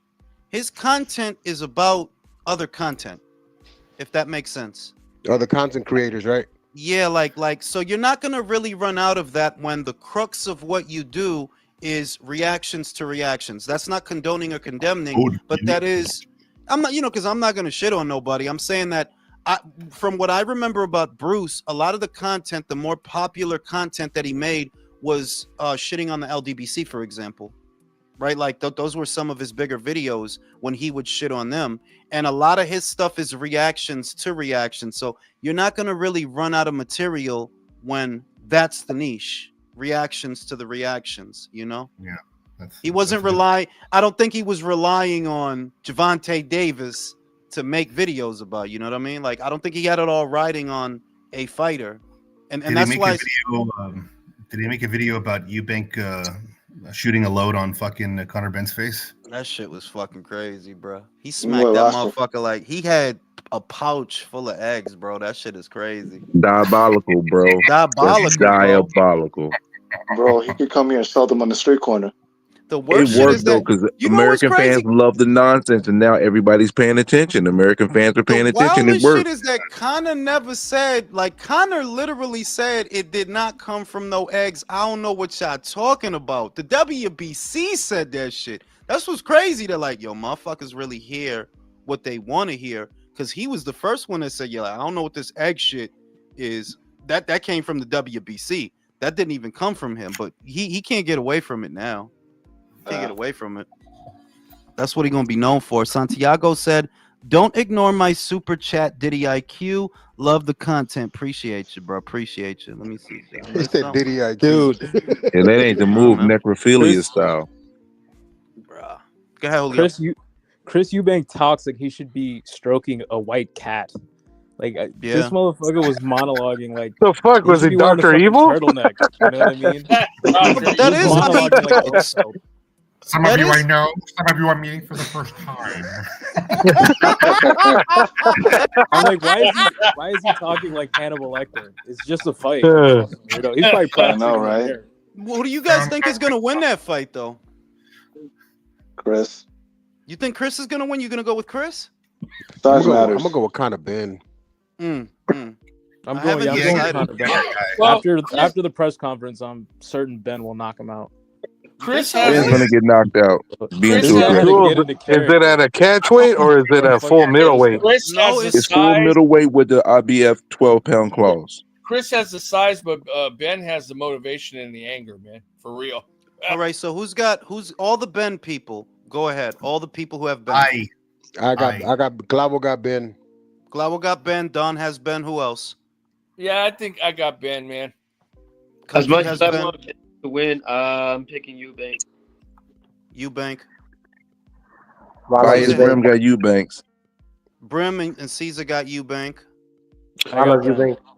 Without them peds, Ben hasn't been the same, so I think I'm gonna go with Eubank. All right, fucking Ignacio has Eubank. That's 3-3. Who else? I got Ben. Julio has Ben. Rala, who you got? Eubank. Wow, it's a tie. 4-4. Hey, do you think Eubank is going to try to fight like Roy Jones again? No, I mean, in fairness, what makes it a cool fight, like I'll say it's intriguing, I am going to watch it, is Conor has time on his side, but he never actually got to world level. He never did. He never got to a point where he's a world-class contender. Here, the kicker is that, is Eubank world level? Was he ever? No. That's what I was about to say, Jules. Based on his resume, both of these dudes are on the same plane, in my opinion. Yeah. Yeah, but one of them is bigger than the other. Yes, but looking at the quality of competition that Eubank faced, can we really say he's that much better? Exactly. Ben done Even it you up don't against know. enough people to even be able to say that, though. Because the principle is, look at Callum Smith, and Callum Smith is a good example. You learn more losing to Canelo than Joshua Buatsi learned fighting Ricard Bolotniks. You see what I mean? You learn more going to the trenches with Artur Beterbiev than Buatsi learned fighting Craig Richards. So when I look at Eubank, so when I look at Eubank, yeah, you lost fights. You did. But you learned more from that, I think, than Conor Ben knows. He ain't been through that. You ain't been in there with a George Groves. You haven't. You haven't. Did he really learn from losing to Billy Joe Saunders? No. That's what we gotta That watch, was a point bro. for that ass. Well, we gotta watch. That's what I'm saying, Jules. Like, you got two dudes that to me are technically like British level guys, just with big names. That's I don't it. even. The other thing is, I Eubank don't is even know. fringe world level. I don't know that we could say that Conor is British level because you didn't actually go through the process. You fought an old Chris Algieri, you know? That's Chris Van Heerden. What's that? South Africa level? Yeah. Right? Like, Van Heerden was a contender at one point. at You one know, and- point, and- not when Conor fought him. What about And Sammy Vargas was like American domestic level. That's Chicago level. Wow. Yeah. That's Chicago He level. said it ain't domestic. Chicago He is club block fighter level. He said no block level. There was a time where he was like, there was a time where you could say, okay, he's national level. There was a time, but that wasn't when Conor fought him, bro. Like, Dude, All right, Jules. here's an Jules, I example. got a question. Hold on. Here's an example. He fought Adrian Granados. There was a time when Adrian Granados was a handful. There was, but that was years ago, bro. Not when Conor fought him. So No. that's Jules, who wins the fight between Samuel Vargas and Steve Clagett? Steve What? Steve Clagett. Serious? Steve gonna Clagett you, bro. Steve is started gonna thinking about Clagett that. you, bro. You know what I'm saying? For real. And I still want Dalton Smith versus Steve Clagett. I still want that fight. Like, yeah, to me, that's a Come great on. fight. Perfect fight. Why not, Right. bro? If he good enough for Teofimo, how is he not good enough for Dalton Smith? Cierto, Mm. cierto. And even better, if Dalton actually knocks him out where Teofimo didn't, Oh, that's, Oh, that's yeah. a statement, bro. Like, yeah, I still want that fight. I want that fight. Palabra. I mean, that's just a means to an end to like get in touch with Top Rank to make a fight with Tio, but that ain't happening, bro. He's moving up. Well, not forget about Tio. It wasn't even that. It's for Dalton Smith that he's on the cusp of fighting for the WBC title, right? But he's not going to get the shot right away. He's not going to get it. Like, I don't think he's going to get the shot this year because I think the WBC said they're going to allow the winner of this weekend's fight a voluntary. They said that. So that means, okay, well, Dalton, you ain't going to get to fight for that green belt this year. You got to fight somebody else, though. You got to fight. So who's a guy that makes for a good fight that makes sense? Steve Clagett. Clagett. Hey, Jules, I got a question, bro. Go ahead. I maybe am wrong, but people talking about how this fight was going to be good, but I got a feeling this fight this weekend is going to be boring as hell. Sandor Martin and Cuello. That's going to be a boring ass fight. That fight is not a good fight. Yo, please don't watch that fight. It's going to lower your heart rate. It's going to be so boring. I don't know why people talking about it's a good fight. I'm like, yo, bro, stylistically, that fight is going to be boring as shit. Do you Bro, that is understand? the skippable pay-per-view, bro. Yo, listen, did you see, what was that shit with Sandra Bullock where you can't look at the shit? Bird box. Bird box. That's the Bird Box. Box, that was If you fucked. watch that fight, bro, you might get glaucoma. Like, don't watch that fight, bro. Don't even face the TV when that fight is on, bro. Face In something fact, else. there's a whorehouse I gotta visit, You know, around that time. So fuck it. Oh, I got one by my house, so you'll love it. Go ahead, Julio. Están mal. Go ahead, Julio. Go ahead. I said I'm doing the fentanyl head nod at that fight. Honestly, bro, that stylistically, that's a horrible fight. And the only hope is, bro, Sandor Martin is a good fight. Like, they're both good fighters in fairness, but that style matchup, like, yeah, this is nah, homie. NyQuil versus No Dose, Jules. Maybe Cuello can walk him down. I've seen him move forward in some fights, but he's lateral too. NyQuil versus an entire bottle of Tylenol. That's what that is, bro. What the fuck? What that shit is, That bro. was fucking Xanax People fight, bro. said David booked his return flight during the rematch for real. Said tipo un pendejo. I'm gonna save a lot of the shit I have to say about him for the next relay because I can't even begin. It's like, and this is who y'all putting on a pedestal. That's crazy. But yeah, man, that's a horrible stuff. The best fight on the card, honestly, is Russell versus Rayo, and I do have a prediction for that one. I think Russell's gonna be too big. Russell's not a great boxer, you know what I mean? Like, if you've seen him, he's not very good. Nah, But it's heavy-handed. does he have to beat Rayo? Rayo got that belt. It's not like Rayo got that belt from a true 140. He didn't. You got it from Isaac. He's a 135 like you. Yeah, and Russell's like physically strong and super aggressive. So he's gonna fight like Isaac, but bigger and faster. Yeah, bigger punch. Covers more ground because he's not a little dude like Isaac. So yeah, I think Rayo's gonna get got. That's the one prediction I have for this weekend. But for those that need it, my buddies at Interpol, they are gonna send me the satellite. So I got you. Smoke them if you got them. I got you. Shout out to Undefeated. Imagine Shigo breaking down vids of Smith versus Buatsi, bro. He breaking down Javante leg tattoos right now, bro. You can't even do that with AI. That dude do, bro. Like, you see that shit? Pinche maricón. He got this one before Possible. You know what I'm saying? Shout out to motherfucking Chico Jules. I'm shocked but not surprised. David booked his return flight home to leave Saudi the night of the bro. I don't even want to talk about it now because I'm like, yo, how much more obvious does it have to be that he don't want the winner of that fight? You left before there even was a winner. I'm just thinking like the cringe moment that Daniel Dubois had when he walked into the ring. you just got to give more respect to him for even doing that, and Homeboy didn't even fucking bother. Yeah, because at least Daniel's because at least you knew with Daniel that he does want the fight. You knew, like, yeah, you're willing, you're willing to go in there and try to steal his thunder. Yeah, you really want to fight. Whereas this guy, bro, you flew halfway around the world so that you wouldn't be there to see, like. Bro, you was in the hotel. It was just a photo op. not even.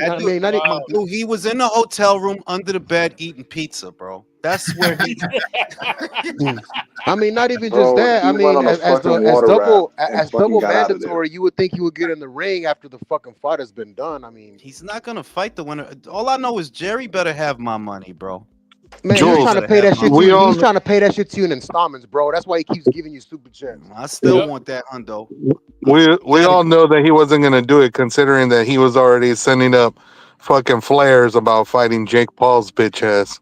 Exactly. If it's not Jake Paul, like the weirdest thing, and like I said, there's a video. There is one interview, one pre-fight interview. It's before the main event that he was asked about fighting Callum Smith.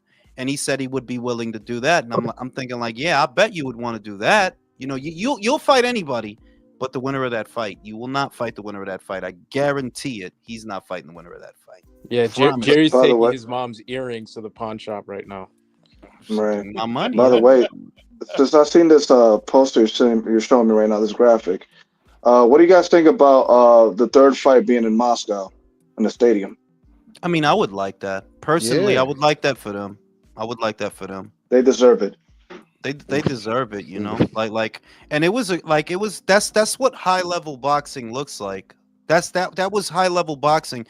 What I love about the two fights that they had was nobody resorted to bitch tactics. There was virtually no holding. Like virtually no hold. Bro, like no clinching.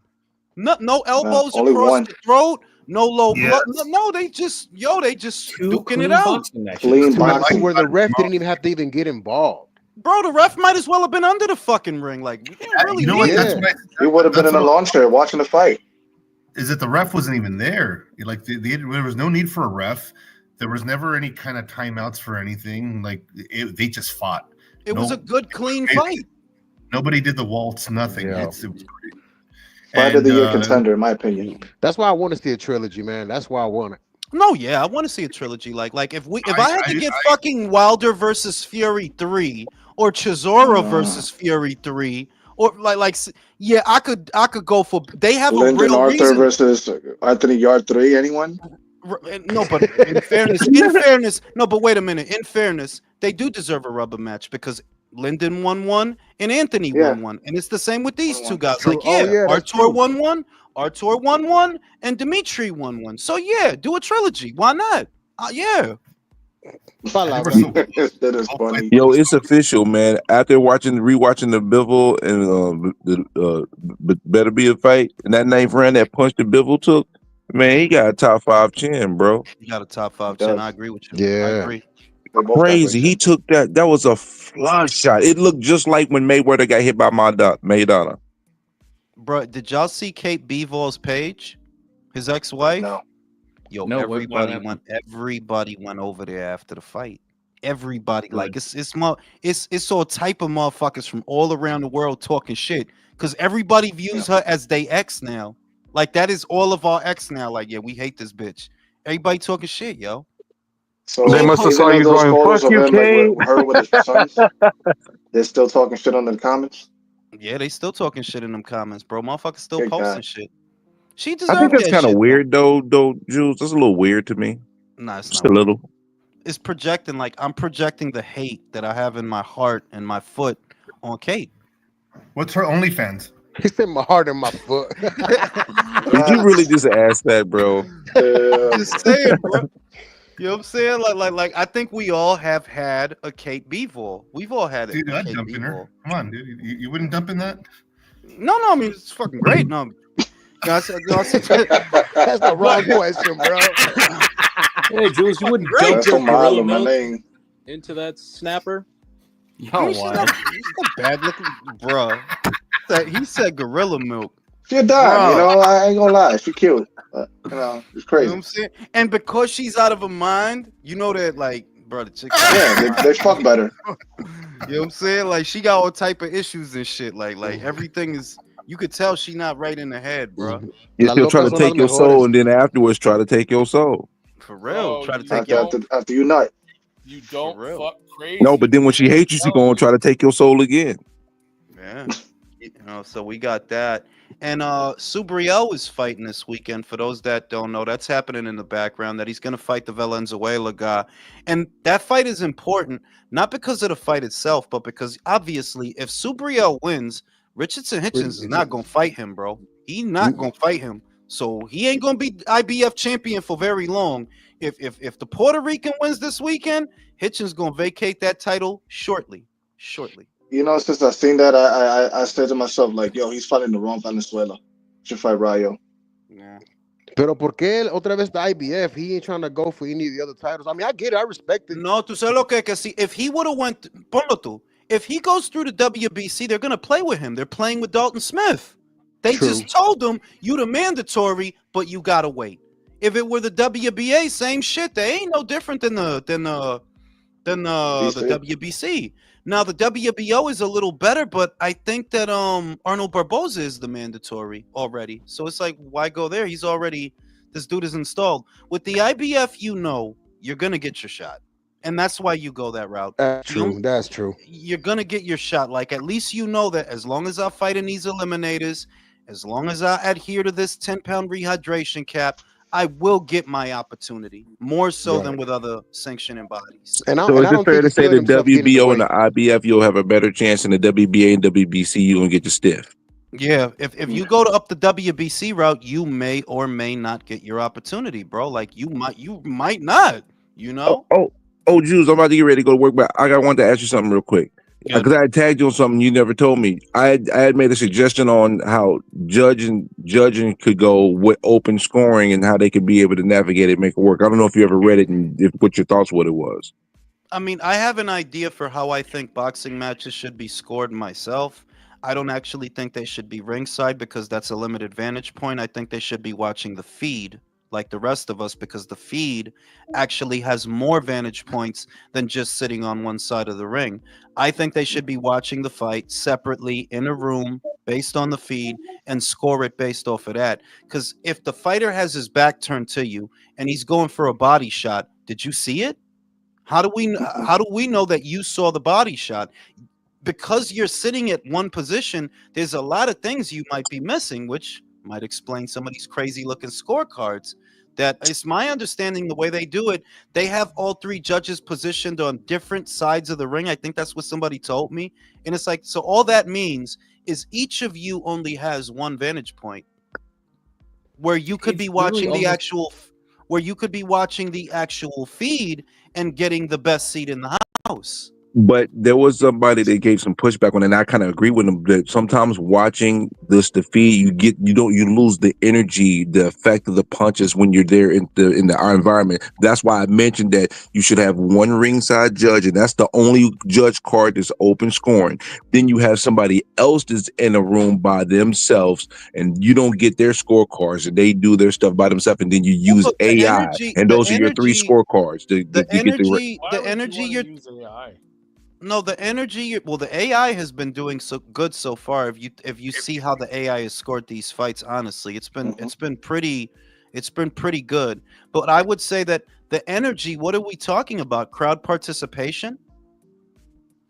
Because that's the only vantage point that you get from being ringside is you know who the crowd is cheering for. I think the judges should have to watch the fight with the sound off, no commentary, nothing suggestive, and just watch the feed. Yeah, they should, but they should also have an audio feed so they can hear the punches that land and don't land without commentary. Yeah, no commentary. I mean? Yeah, like just like the raw sound of what's happening in the ring. Yeah, and Brim, I believe it was Vadim Kornilov that was protesting the 114 card. So, you're starting to see these guys really, speak out against this shit. Yeah. No, the way this thing's set up now is that it's like each judge is watching a different fight almost. Yeah. That's why I really think they should have AI as one of the judges, have one judge ringside, but he should be in a better position to see the whole ring, and his is the only open scorer.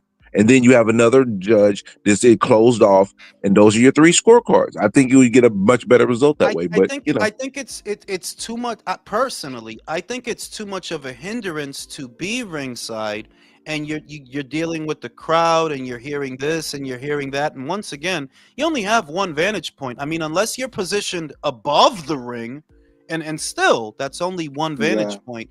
Whereas if you're watching the feed, you get all the different angles of the fight, all the different angles from all the cameras that are positioned in the ring, so you actually get a better idea of what's happening. Because like I said, if the fighter's back is to you and he goes for a body shot, did you see it?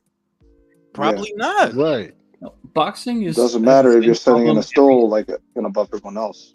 No, boxing has the same problem every sport in the world has, is that it's being judged like we don't have modern day technology. Like, you have replay, you have live feeds, you have like 4K. Motherfucker, use it. And another thing that they could do is, like, if it were up to me, one thing I'll say, Brim, I don't really think they want it to change. Being honest, I like all this talk about reform. I don't actually think the people in boxing want it to change, because a lot of them are on the take. It's easier for you to get that little brown paper bag money with the way that things are. But if there's any reform, they're gonna manipulate the system to keep your guy in the front. Yeah, like, I don't actually think they want it to change. But if we're talking about, okay, well, you want to develop a way where things are more accurate, I would actually incorporate CompuBox, round by round CompuBox reports to all 3 judges live, so that they get an idea of.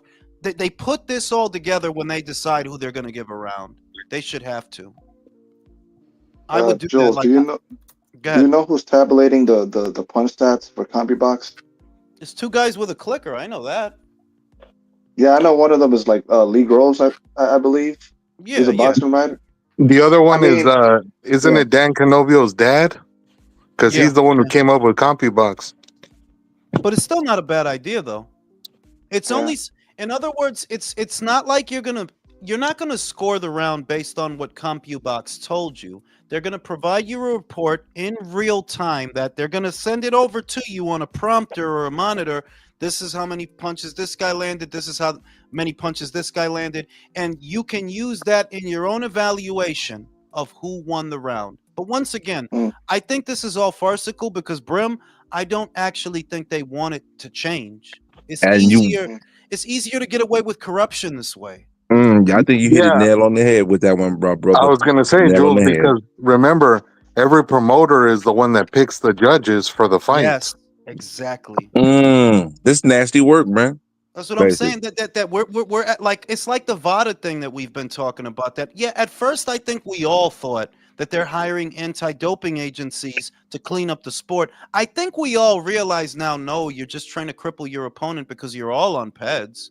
All you guys are on PEDs. So basically, this is like the police investigating themselves and finding no wrongdoing. Exactly.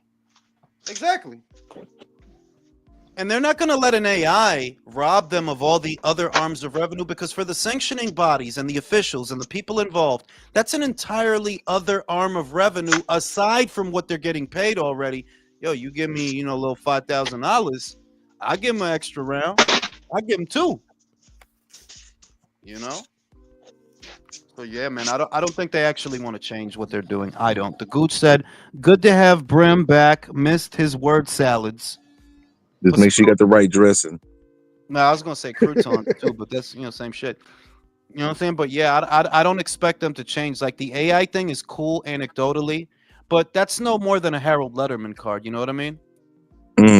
That's what the rest AI. Rest in peace to that good man. Yeah, rest in peace to Harold. Right, because he was a fixture. He was, and I like that he explained himself when he was. I think Jim, he really got hit a lot in that round, and he's a fucking idiot. That's a great. That's actually a really good impression. He's better than Chris Mannix's sorry ass. They should download his consciousness into the AI. Yo, what? I know, right? Yo, that's fucked up, man. This motherfucker smoked too much, bro. Like, you be saying some off the cuff shit, man. No. Can you imagine that shit with his daughter working a show? Damn, man, that's cold. Bro, like that's the most high shit I ever heard on some. But like, let's download his consciousness to the AI. Like That he sounds like some metallic. shit out the Matrix. No, like he brainiac or some shit, right? Like he metallic. We gonna download his consciousness. And Jim. I miss that dude. Dude, that's a great impression. Yeah, bro, Yeah, I you heard good that. with the impressions, man. I heard that. I mean, like, bro, HBO is the gold standard. We all Well, watch HBO. Letterman was a fellow New Yorker, wasn't he, Jules? Canelo Alvarez. I didn't catch what either you said. You were talking at the same time. But yeah, man, you know what? They should do that. I don't think Harold would mind. And if he does, well, what the fuck's he gonna do about it? You so stupid. They should do that. I was gonna say, Jules, your impression of him. In the abandoned HBO office, they have his brain in a jar somewhere. It's pickled, right? Like with yes, they think, yeah. It's pickled. Oh my god. You so stupid. It's pickled. You make it sound like a sandwich or something. That shit in a pickle jar, bro. Like they should do that. Like, yeah, let's bring Harold back. You know what I mean? But yeah, the AI is only anecdotal. I don't think for a second they're ever gonna hand over the reins and that level of control to an automated system. No, they need the wiggle room to get away with the shit they do.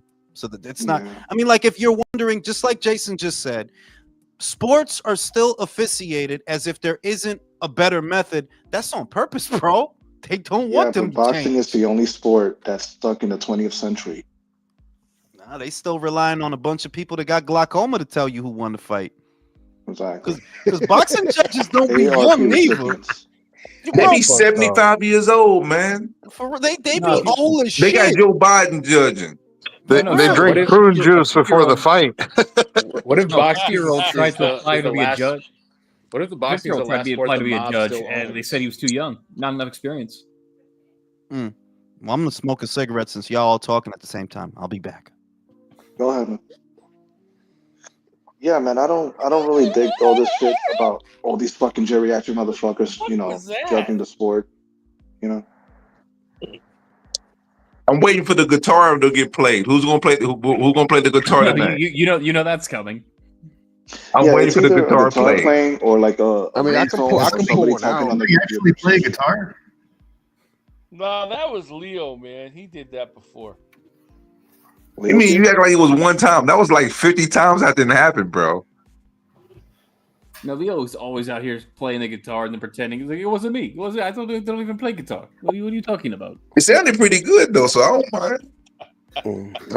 I can pull one out. Where is Leo anyway, man? He hasn't been I around. don't know, man.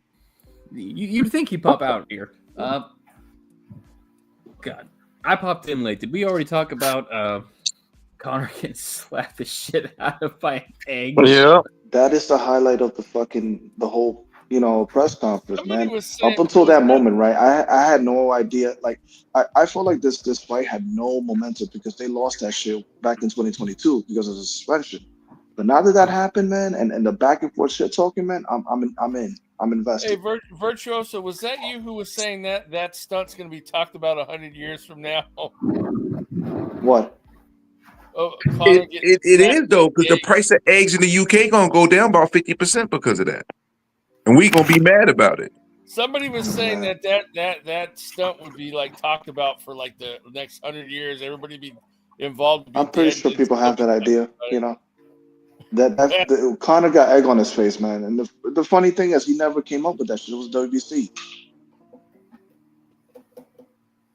That's wild, man. Yeah, that's wild. But you know what? Boxing is like battle rap. I'll try to tell you, is they have many parallels. Something can be untrue, and it'll still become a fixture, and it'll get used against you. That's just how it is. Mm-hmm. See, there it is. Y'all hear the Can anyone guitar? play Freebird? Whoever scores playing, can they play Freebird? Well, I'm off the panel, so when Jules get back, whoever want to get on, y'all hop on. I'll be in the background. I'll listen to y'all when I get to work. Y'all be blessed. All right, peace, bro. Later, man. Nah, at this point, Conor may as well just own that shit. Like, he should just be eating eggs, playing the Popeye the Sailor Man theme in the background of his training vids. Just own that shit. He should do like Rocky did in the first movie, crack a bunch of eggs and drink them raw. All right. Some riff, baby. Dead in the dawn. The light shining through your Hey, eyes. Yeah. Leo, Go man, ahead, he's in complain. the chat.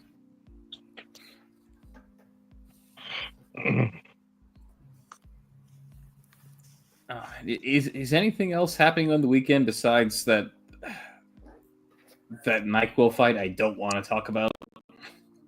Well, just the Matias card. Matias card is on as well this weekend. That could be fun. Uh-oh, I think we got Leo mad. He said, I told you motherfuckers, that ain't me. Well, Leo, it only ever seems to happen when you're around. So, much like Conor Ben, who never said it was the eggs, but it's the eggs now, it's your guitar now. Yeah, you might as well own it. I have a question regarding Ortiz, Virgil Ortiz.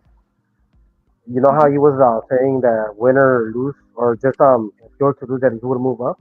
Did he show any signs of slippage that he can be competing at 154 after that fight? Right. I mean, look, he looked all right, you know, by the weigh-in date. He didn't look like emaciated or like bony.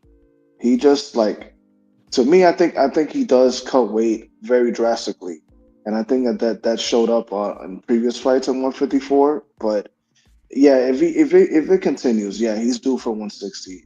And you know, I have really doubts about these fighters. I have questions about these fighters that are cutting weight.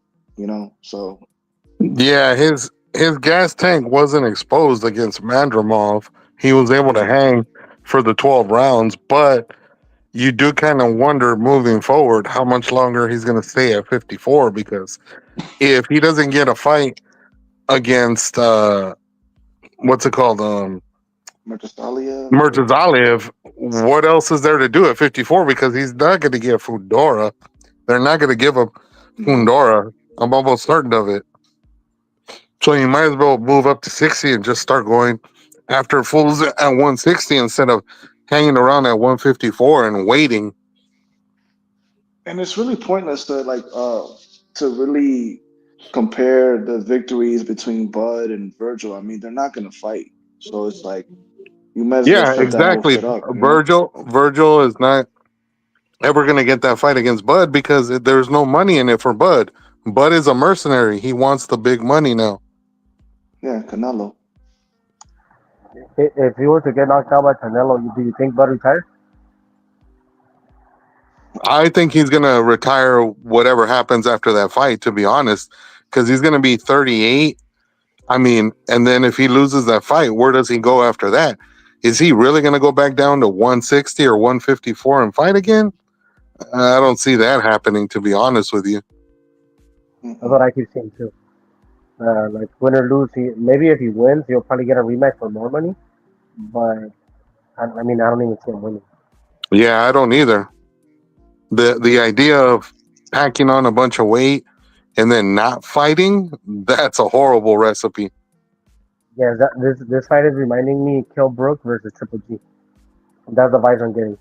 Where he's It's not showing up like in the wait, but it's not like he's like coming up like from 154. The thing is, you're cutting down weight because like last I checked, he was like 180.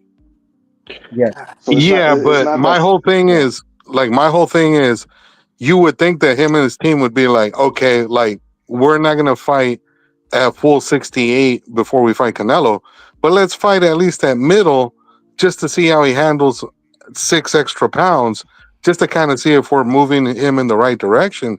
But instead, you're just gonna pack on weight and spar and not fight.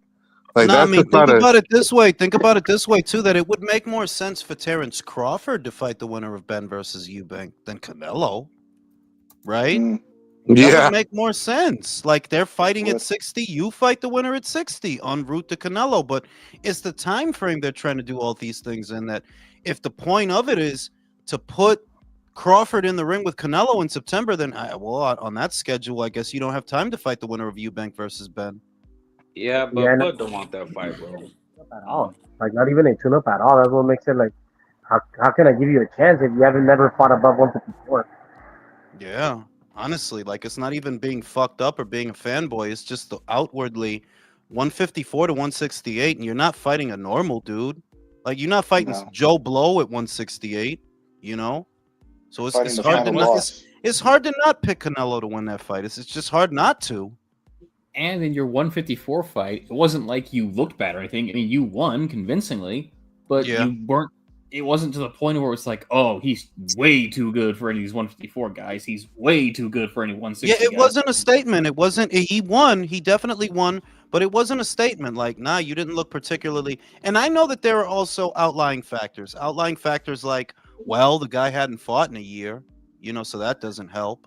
And his first fight at the weight wasn't a scrub, and he hadn't fought at the weight yet. So it's like there's a lot of little things you can look at, but once again, the main thing is you're going from 154 to 168, and we don't know how you're going to look at 168. We don't. Yeah, and you made a comment about that with Virgil coming up in weight, but you know he didn't really have full rounds though when he fought the first two, like Delorme and who was the other guy he fought? But he did. But he did go 12 with Sergey.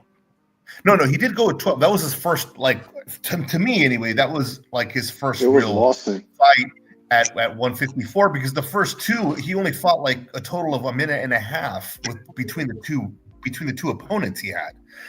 And he wasn't even at the weight, he was at a catch weight. No, actually, no, he had fought above 154. That was the kind of the point that if you're gauging, you know, you get to feel how you feel carrying the extra weight into a fight. Right. Well, you had more of an opportunity to do that than Crawford because you fought above welterweight 3 times, whereas we don't know what the fuck you gonna look like at 160. We literally don't know. So it's very hard not to. It's hard not to pick Canelo to win that fight, but that's what he wants. Drastic. And Yeah, then, no, and then I on mean, top of that, Jules, he's going to be 38 practically by the time the fight happens. So And he's that's no, another. the other thing is he's going to be out for a year again. The last Yeah, fight was in exactly. August. The next fight is in September. Well, all right, bro. I mean, why is me like? It just for me, it's piss poor management because they should be having at least do like a warm up fight. You know, stay busy fight. He needs to stay more busy. That's what my criticism with Shakur Stevenson too was like. You know, and it's not a knock on Padley, you know, it's not a knock on the fact that he fought an electrician getting off a job, you know, and went 12 rounds. It's more on Shakur that he hit him with everything he had in a lot of those rounds, and he couldn't. Like the guy just needs to stay more active. He needs to fight more. He needs to fight at least 3 or 4 times a year. How old is Shakur? Hold on. If it's up to me, because Eubank and Ben is what? That's in April. So if it's up to me, I would have Terrence Crawford fight the winner of that fight in July. But it's tight. It's tight. If you think about it, it's too close. He would have had to have fought this weekend, this past weekend. Yeah, or they would have had to have fought that. You say, okay, well, you guys fight in February. You have all of March and all of April to heal, and then you go into camp for Crawford in May to fight him in June. Then from June to September, it's tight, but you can do it. You know, whereas now you just can't manage it. Jules, you know who I would have preferred, and I wish he would have retired. That would have been a good opponent for Bud. At 168 would have been John Ryder. Oh yeah. Rough and tumble guy, not too big, not too physically imposing. Well, he is physically imposing, but not in terms of size. You know, that he's not a big 168. He's not an overly. But he's big kind of guy. a carbon copy of Canelo. Yeah. Shout out to motherfucking Dolomite. Letterman could have been boxing's Zordon. Yeah, yo, that's I stand by. That's a good idea, man. Julio be cooking. Jonathan said, Russ Amber, Usyk's cornerman, is a great boxing analyst. Wish he would do ringside commentary. I can't see what Ranaldo and Roy Jones Ronaldo had great chemistry on the mic. Yeah, man. I can't believe Sergio Moore was still calling fights, bro. That shit is crazy. Yeah, we need better commentators, bro. Because these boys, even Sean's not really that good either. Yeah, but Sean Britt has. I like his enthusiasm. I like his energy. You know, when I woke up and I got on live, I was zooming to the house and not to Glaze, but I heard what you were saying, bro, and I was like, "Oh shit, what the fuck's going on?" You were like, "Oh, can something the Chinaman?" And I was like, "Oh shit, so we don't have that." I'm gonna start doing that. You should, because these motherfuckers put you to sleep. Porque lo que yo estoy viendo, like you know that I just did that as a joke, but that is how the old commentators used to do it. You know, like Exactly. they used to add like character to the fight. They used to add character, and you could feel their excitement coming through with the way that they put things. These guys that they're getting, they're literally fumbling their words while they're trying to call the fight. And it's like, bro, I could do a better job than fucking that. I just don't do it because we be cracking jokes and we be drinking a lot of shit, talking a lot of shit. But I'm literally gonna start doing that. That you know what? Why not? Because that's a big thing that's missing in boxing. That when they call the fights, you just don't get that feel anymore, bro. You don't. You don't. No. Bueno, I'm gonna say no. Espera. You get it from Chavez. Like if you watch Mexican fights with the Spanish commentary, you do get that. You still like he adds that. He does, Yeah, but they're the very American, lively. like I don't watch UFC at all, but I remember when Conor got famous for being Aldo. I clearly remember Joe Rogan, bro, saying, "Oh, he slept him." That's all I remember from the fight. Color commentating. Yeah, like I know, like you can go back to those old fights, man, where they had Manny Stewart and Jim. Like it is such a difference in what they brought to the fight and added to the fight, as opposed to now, like the way these. I don't know, yeah, we really do need better. The zone really fucked up with the commentating. I'm definitely not into Chris Mannix and Sergio Mora. Like they get on my nerves sometimes. He's not getting up, Jim.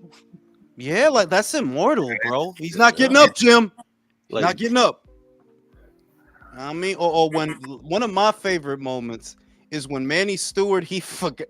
It's like he forgot. You know, you got to be neutral, right? Because when Gaddy was fighting Ward, the body, go to the body. I was like, yo, relax, bro. Like, you got go back and watch the first fight. Go to the body, the body. Like, yeah, Jules, and that was when Jim Lampley added. He goes, "You can stop this anytime you want, Frank, but we prefer that you not." You can stop this anytime you want, Frank Cappuccino. You know what I'm saying? I missed that, man. Like it was so good, bro. Like you could go back to any of those old fights, and the commentary was nuts. And I'm glad Undefeated caught it. That I was trying to do that when Zhang was fighting Caballero, but I was just playing around. I'm like, you know what? I might start doing that, bro. I was driving home trying to hurry even faster because I heard that shit. Like, damn, bro. I ain't gonna lie. That fight is my favorite fights on the card. Was that and Smith versus Buatsi? Honestly, them shits, fight. Bro. Them shits. Smith versus those Buatsi, two fights were worth the entire card. And I ain't gonna lie, Joseph Parker did his thing. It didn't last very long, so you can't take away much from it. It only lasted 2 rounds, you know. But we all had the same reaction when he put Bacolia. Go ahead. I got a question. Good. Oh. Okay, so, and I've never understood this, but why do fighters feel the need to put on extra weight when they move up, like Roy Jones? You know, if you're great at a certain weight and you feel good, you move good and all that, why put on all the weight? Why wouldn't you just have a regular training camp and then when it comes time, instead of cutting, let's say 10 pounds, you cut 5, just so your body feels the same. Why do you know, because that's what Bud's doing. He's putting on the pounds. Why do they do that? In fairness, all these boxers today aren't actually putting on weight so much as cutting less of it. If we think about it, you know what I mean? Because these guys are walking around fucking 175, right? 180. So they're not actually putting on weight so much as cutting less of it. It's a different, you know, it's not like saying that, because when Roy went to heavyweight, he did put on weight. He put on muscle. He did. But if you look at these guys today, they're not really putting on weight. They walk around that way, you know. Well, but like a Bud, I don't believe he walks around at 186 when he was mostly, for. I don't think he walks around 186, but I do think he walks around in the neighborhood of 168. I do think that 168, yeah, you know, I get it, but you know, if he's 186, that means he's putting on some, and he looks cut. I mean, he looks like he's putting on muscle. I don't understand that. Why wouldn't you fight how you're comfortable, how you're... I guess maybe they think it'll give them durability, you know, to absorb punches better. Because I mean, one thing if you're walking in there lighter than the other guy, even when you block the shots, it's gonna move your whole body. So you want to be able to absorb the shots to block them and not have your whole body jostle from a punch you blocked. But does 10 pounds do that? I mean, it could. If it's 10 pounds of muscle, if it's 10 well, and it's like I get what you're saying because he's not actually putting on 10 pounds of muscle. It takes years to grow 10 pounds of muscle. It takes years. So I get what you're getting at, but you know, part of it could be just because, like, again, we just talked about it, Jules, how they're not really at the weights they're fighting at. They can feel how strong they feel against these smaller guys and go, "Oh crap, I'm moving up. Someone could do that to me. I better put on weight." Yeah. I'm talking more the extremes, like, you know, Roy Jones and now Crawford is more of an. It's a big jump. And that's I guess, but if you think about it, if Roy would have went into the John Ruiz fight, let's just say he goes in there, you know, 175 or right. Well, when John hits him, he's gonna feel it more. I mean, that's just the way that is. Like, yeah, like you fighting a guy. If you weigh 160 and the guy weighs in the neighborhood of 2 or 185, he's gonna move your whole body when he hits you. He is. So the added weight makes you a tad bit more durable and able to absorb shots. But to your point, it does compromise speed. Exactly. It does compromise movement. It does compromise stamina because you're carrying more weight. I think it's a mistake. Shout out to Will. I have watched more modern fights on mute in the modern era than ever before. I like Mora, but I do not care about his lover's quarrel with Mannix or the biased takes at Top Rank. The thing is, I don't think they add the character. What's missing is the character that there were the way that they put things in that older era, and this is in real time they're doing this. It's like it really did add a character to the fight. It was more, they made the fight even more exciting with the way they were calling the action. Whereas now, yo, you got guys fumbling words. They don't even know how to get a sentence out sometimes during the fight. It's like, yeah, we got to. Can I just say real quick that Todd Grisham, man, I just don't think he has the chops like Lampley or Steve Alpert had back in the 90s. You know, those were guys that, you know, they grew up in boxing. They saw the sport, you know, and actually had the chops to deliver the action. With this guy, it's like, I don't know, man. It's kind of like a narrator, but like more of a tour guide. It's too flat. It's just too flat. You know, it's too flat. Yeah. And I would say once again, for those who want to hear what exciting, even if you don't understand the language, just watch any fight that Chavez calls. It's exciting. He makes it exciting. You're going crazy in that shit, bro. You know what else? I listen. At first, I didn't like Adam Smith. You know, I thought it was a little bit too rough, but then he grew on me. Right hand by Anthony Joshua. No, honestly, you know? Adam Smith was good at his job. Yes, Adam Smith. I would say that he did add something to the fights, and he still adds something to the fights that he calls. Honestly, I'll give it to Adam Smith. He's better than Sergio Mora by a wide margin. Better than Todd Grisham. I'm sorry, but I heard the English feed, and it was much better. Yeah. Shout out to shout out to Chico. How many Stewart reacted to Sergio KO and Paul Williams? Oh yeah, man. Yo, his whole remember Ortiz and this guy. What's his face? The Haitian guy that he fought. Oh, Berto. Yes. Yo, Manny went fucking nuts. Oh my God. Oh shit. Like, you know what I mean? He was fucking out of his mind. Remember when they threw a phone book at Berto? I mean, at Victor. Y'all remember that after the they threw a whole phone book at that motherfucker. Jules, I was at that fight. They threw all kinds of shit at him. They threw beer. They threw fucking candy, popcorn. Did they throw a pizza at him or some shit? I think so. Yeah, like because he had all kinds of fucking people throwing shit at him. My name. Do you know how mad you gotta be to throw a pizza at a motherfucker that you like? I'm gonna eat my pizza, bro. I'll throw my shoe at you. I'm not gonna throw my pizza at you, bro. You're gonna see a Tim flying. Even when they were bored, they were better than today. Because remember with Jim Lampley, it was Pacquiao and oh god, I forget who, but it was Pacquiao just kept hitting. He just all he did was block Pacquiao shots all night long. And Claudio? Yes, against Claudio. Yeah, and then Lampley just finally snapped, just went bang, Bang, bang, bang, bang, bang, bang. Oh man, I wish he would have came back to commentate, man. And I wish Roy would have too, because look, Roy, you're not a good trainer, bro. You wasting a lot of people's time. Yeah. Come back ringside and announce fights, man. Like it's Hey, borderline Jules. thievery at Well, this point. Jules, Jim Lampley to me is the only guy who ever called a fight and literally called a knockout by saying, "It happened. It happened." And people were like, "Whoa, what the fuck happened?" And then they saw the replay and they're like, "Oh shit, George Foreman just won the heavyweight title again at age 45." And that's all he said. It happened. Shout out to motherfucking M.A. Bustamante. Saludos ring. File for the live. When Lampley said Allah knows how to spell Barrera and Foreman was pissed. Oh my god. By the way, that's beautiful. Yo, that's fucked up, dog. What's more money? Honestly, the Cash App is actually more because what YouTube does is they take I think 40% I think of whatever you send via Cash App. I mean of a super chat, whereas Cash App is actually a bit you get all of it basically. You get all of it. So yeah, man, y'all hit that Cash App, man. You know, hit that shit. You know, but I appreciate anything. Like I said, I appreciate it all. But yeah, man, the play-by-play, because it actually was a play-by-play, I guess, that they had their job down to a science.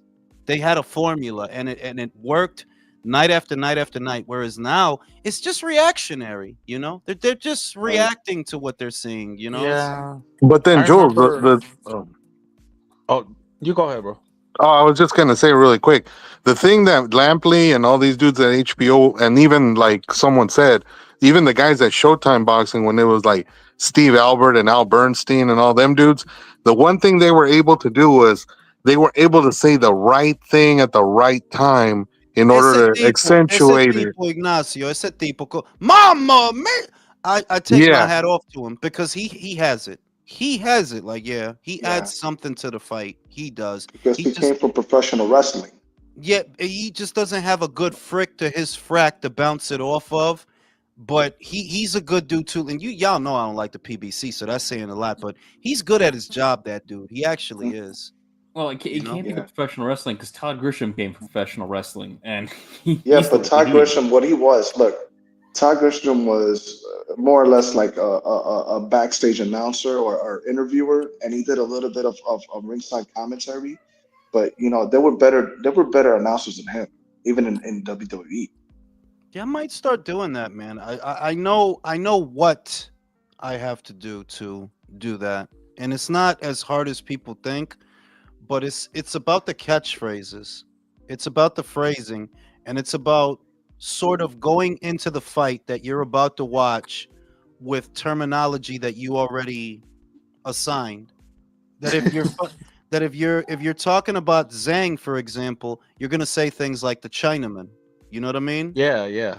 If you're talking about like if you're talking depending on where the person is from or what characteristics stand out, because that is what's missing. That I think those announcers before either they did it before the fight, or they were just that good at their fucking job that they had the phrasing down to a science that by the time the fight is going on, it just flows. You know what I mean? The way they're putting shit. With the action. Whereas the way guys do shit now, they're just reacting. Like, yeah, you're just reacting, bro. You're not really adding character to what's happening in the ring. You're not enhancing the broadcast. Yeah. At all, bro. So go listen to Beats live stream of last Saturday's card. Yo, I was hooked when he was doing commentary on Smith versus Buatsi, man. I might go listen to that shit right now. Yo, dog, I'm a big fan of Beats, dog. He deserves way more subscribers. I love his fucking channel, dog. That's one of the few channels that I literally listen to whenever he uploads some shit. I listen, bro. Like, it's a lot of shit I just can't fucking listen, you know? Sometimes content creators are just making content for the sake of content because that's how they pay their bills without anything to say. Because, you know, like the ones I like are Beats, Hatman, that they got some really good shit. At times I'll listen to Dwyer. It's just that sometimes his takes is a little bit off the wall, bro. You thought Charles Martin was gonna beat Anthony Joshua, bro. That's crazy. thought Pulev. I think he picked Povetkin and Pulev. I'm like, yo, you're But bugging. some people don't understand the irony of people sharing like Dwyer. It's like they're trying to make fun of him by trolling. You know what I mean? By trolling his bad takes. Yeah, like, and I'll say that Dwyer was one of the first channels that I watched. But in fairness, I still give him a listen because if nothing else, I know he thought about what he was gonna say. It's a different perspective that he at least thought about what he was gonna say, and it's not just some knee-jerk bullshit. You know, with the exception of Joshua, because he couldn't fucking. You could tell this guy don't like Anthony Joshua, bro. Like he don't ever pick him to win a fight. But with other fights, I liked his insights. He wasn't always right, but then again, neither was I. I thought fucking Madrimov was gonna beat Virgil. Virgil bullied his ass. He bullied him, basically. Well, it didn't help that Madrimov thought he was fucking Fred Astaire out there. That really didn't. You know, It was one of those things to where he was finally in there with a guy that he didn't have to find, and it made him nervous. Like it's almost like if a chick is giving you the pussy too fast, like, hey, bitch, chill. My dick ain't even hard yet. It's one of those things. Because he's used to being the aggressive guy. He's used to being the one that's gonna come forward and get at it. So when he has a guy that he don't have to find that's coming to him, he was flustered, you know. And I ain't gonna take nothing away from Virgil. Virgil did his thing. Did his thing, man. You know.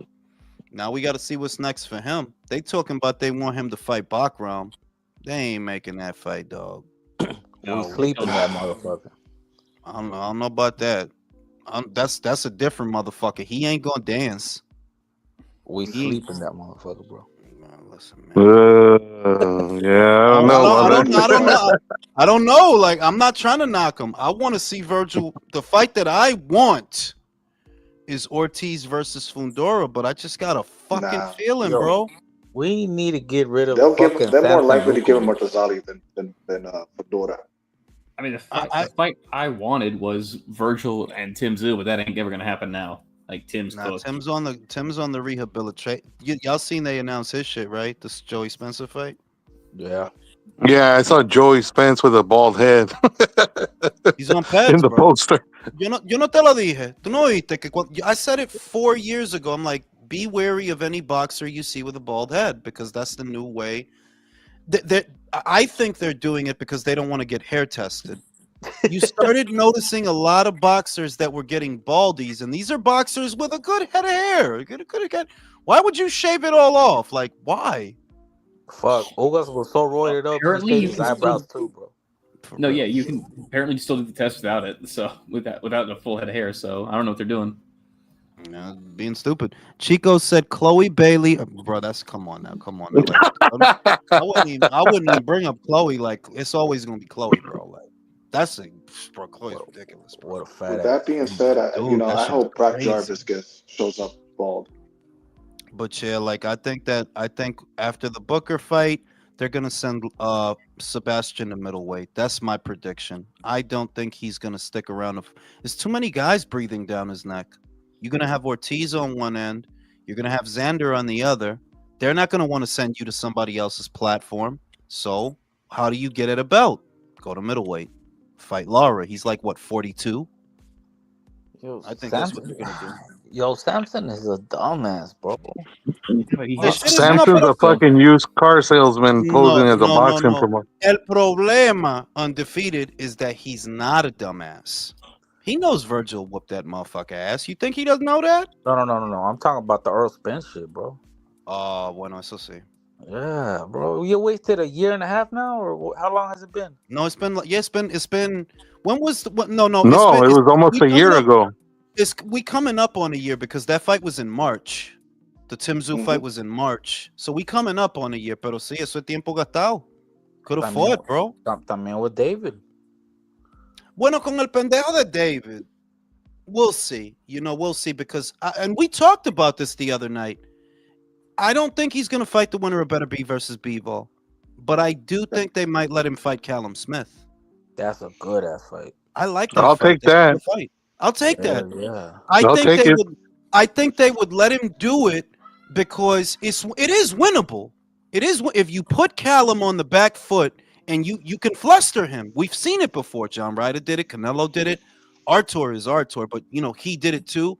And David is big. He throws a lot of punches, so it's winnable. I like that fight, and I think while I don't think for a second he's gonna fight Dimitri Bivol, I do think they might let him do that because what is the alternative, bro?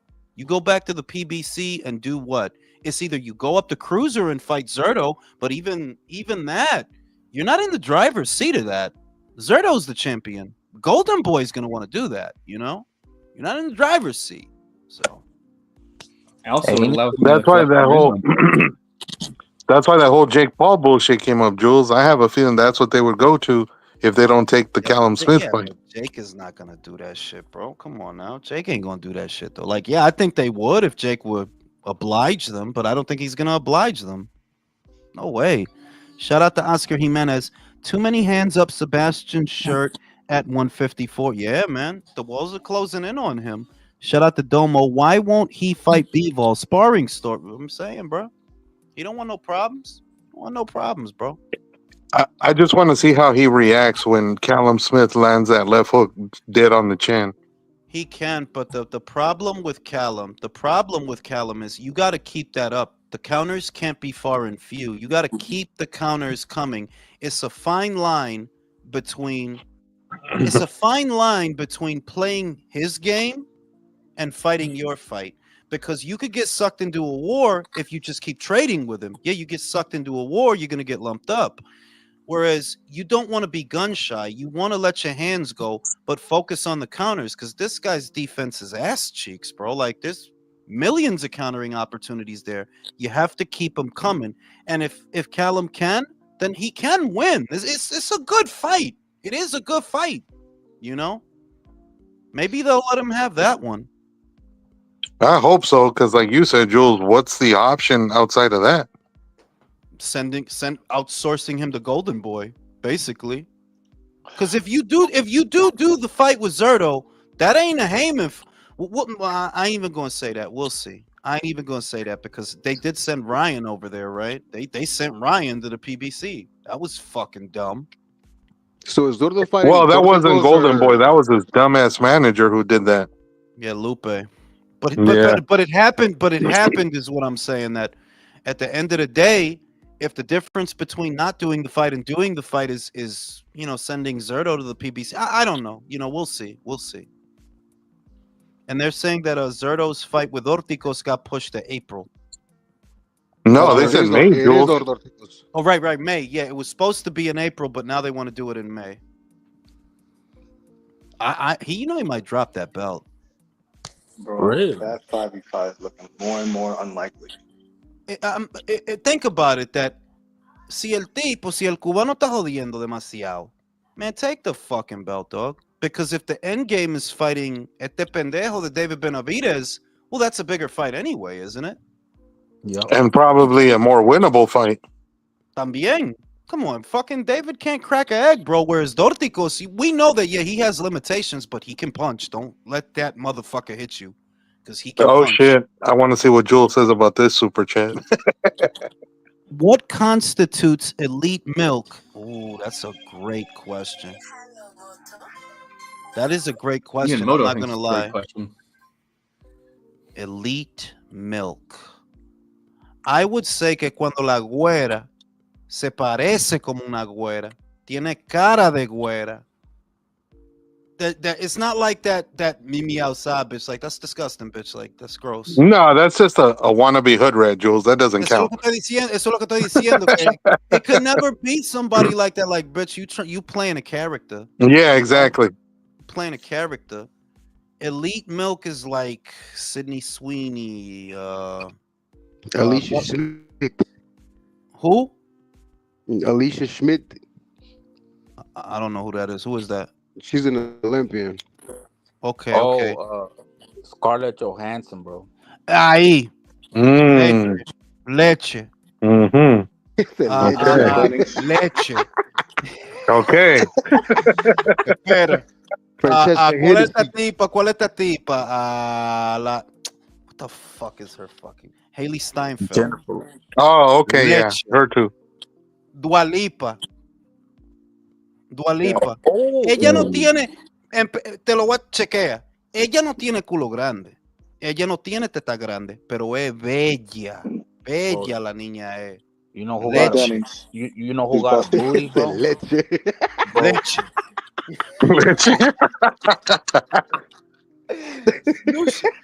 Leche. Café Bro, con leche. Hillary Duff. 2%. Oh Yeah, yeah, Hillary- that one. Es que no tengo leche. Hillary.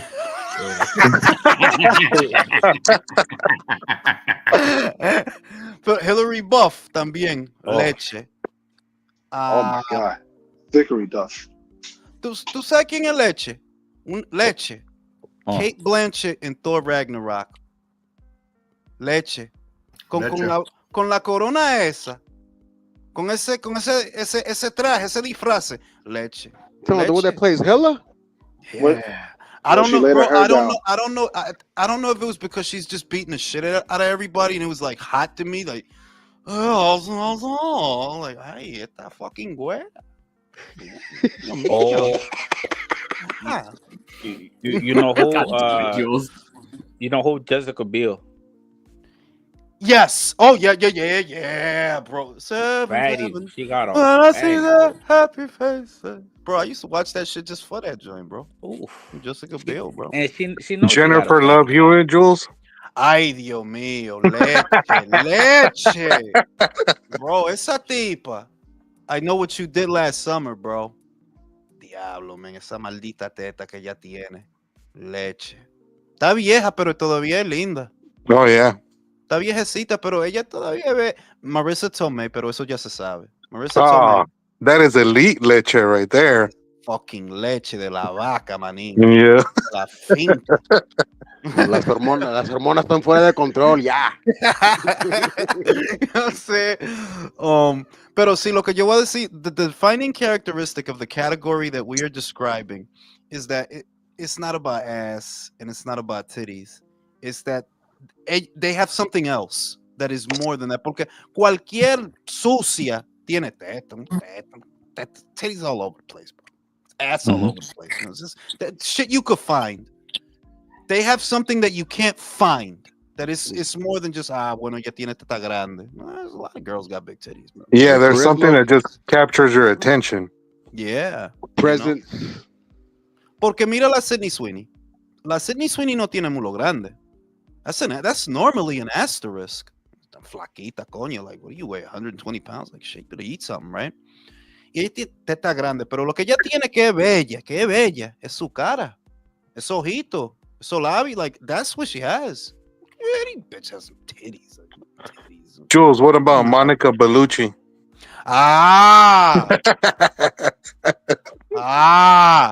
Leche. Pura leche. For me, my elite woman back in the day was Diane Lane. By me, it was Kelly LeBrock. Weird science. My boy. Yeah, We're gonna get I know. dozen. You saw that shit. That shit. You remember that shit? Oh, shit, yeah, dude. Dozens. I'm actually a school teacher. I gotta get back to work. That shit was crazy, bro. Shout out to motherfucking Chico. I read that one. Domo said, look, being real, Domo, I see what people like. It's not my speed, but I see why they have the fixation. Ella es linda, la niña, la Sky Nicholson. Ella es linda. It's not my speed, though, porque ella no... Titties, like, it's just not enough there for me. But I see what the attraction is. I see what people like. Chico, oh yeah, Jennifer Connelly, bro. My God. Cuando ella fue joven, Dios mío, bro. Oh yeah. Shout out to Chico. Oh yeah, Marissa Tomei. I mentioned her, bro. Villain said, "Give me 3 good reasons why both Jerry, the used car salesman, and Mirage are ass cheeks. I prefer concise and clear points with as much detail as possible." I mean, Jerry yells. No, it's not even that. You can't keep it concise when it comes to those guys, bro. Like, there's so much you could say. Like, y'all, for a look, I don't even. I don't even want to think about that shit. Like I was thinking about Elite Milk. You got me thinking about Jerry Soriano. I don't want to think. We stay cooking Mirage and IBSP. Yeah, yo, like there's nothing else. That's the other thing that there's just nothing new to add to that conversation aside from things that are incriminating, like what Adeola Depot just said that he basically left before the main event. But there's just nothing to add because we already know this, that he's not fighting the winner of that fight. Like to us, it's common sense. We're just revisiting the same subject over and over again over what we already know. That like, bro, that dude is not fighting the winner of that fight. It's not happening, bro. You know, there's just nothing new to add to that conversation. I'd rather start focusing on, because that Riyadh card, bro, that shit was a motherfucker. Who's Caballel gonna fight? Who's Parker gonna fight? Who is Smith gonna fight? Right? Those are the things that I'm now excited about. Aside from the same old subjects, like, well, David's not gonna fight the winner. Yeah, I knew that already. You know what I mean? Like now I want to see, okay, where do we go from here? Because Caballel's a motherfucker. Parker, do we get Parker Caballel? Who wins that shit, you know? For real, they open up the windows for a lot of other fights. For real. Yeah, like that's what I'm focused on. Stanionis versus I'm looking forward to Stanionis versus Boots because Boots is not perfect. That's why I think it's a good fight. That he's good, you know. Boots is a good fighter. I'm not going to take that away from him. But you're not so good that this guy might not make you look human. Karen made you look human 2 times. You know what I mean? Like you're not that super dominant fighter. You know, you got pieced up a little bit with Avanesian. You looked human with Chikadzian both times. The Stanionis fight is a good fight. You know, bro. I want to see Crawford before September. Damn it. Nah, we're not gonna see him before September, bro. We're not. Yeah, I know. It is what it is. But I want to see fucking Bam. I wish Bam fought 8 times a year. Fucking love watching that little motherfucker fight, bro. That dude is art with his fighting shit.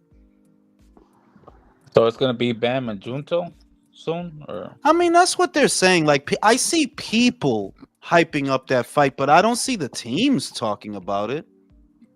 Yeah, that's like Junto knocked out that motherfucker yesterday, and you know, and it's good. It's good that he said he wants to unify next. He wants to unify with Ryosuke Nishida. It's like, yeah, that's what you need to be doing. You know, you need to clean up these other champions at 118. But I just see people talking about Bam and Junto. I never seen nothing from Bam or Junto where they like, yeah, we got to fight. I never seen that. Bam sleeps, bro. I don't know, bro. The Junto is, I don't know, bro. I don't know, bro. Like, and I fuck with Bam, but I really don't know what the fuck. That motherfucker hit too hard, bro. Yeah, that tall, stringy Japanese motherfucker is dangerous. That motherfucker hit way too hard, bro. He beat the shit out of Cuellar, bro. No, he got them long ass arms, and he's still good on the inside.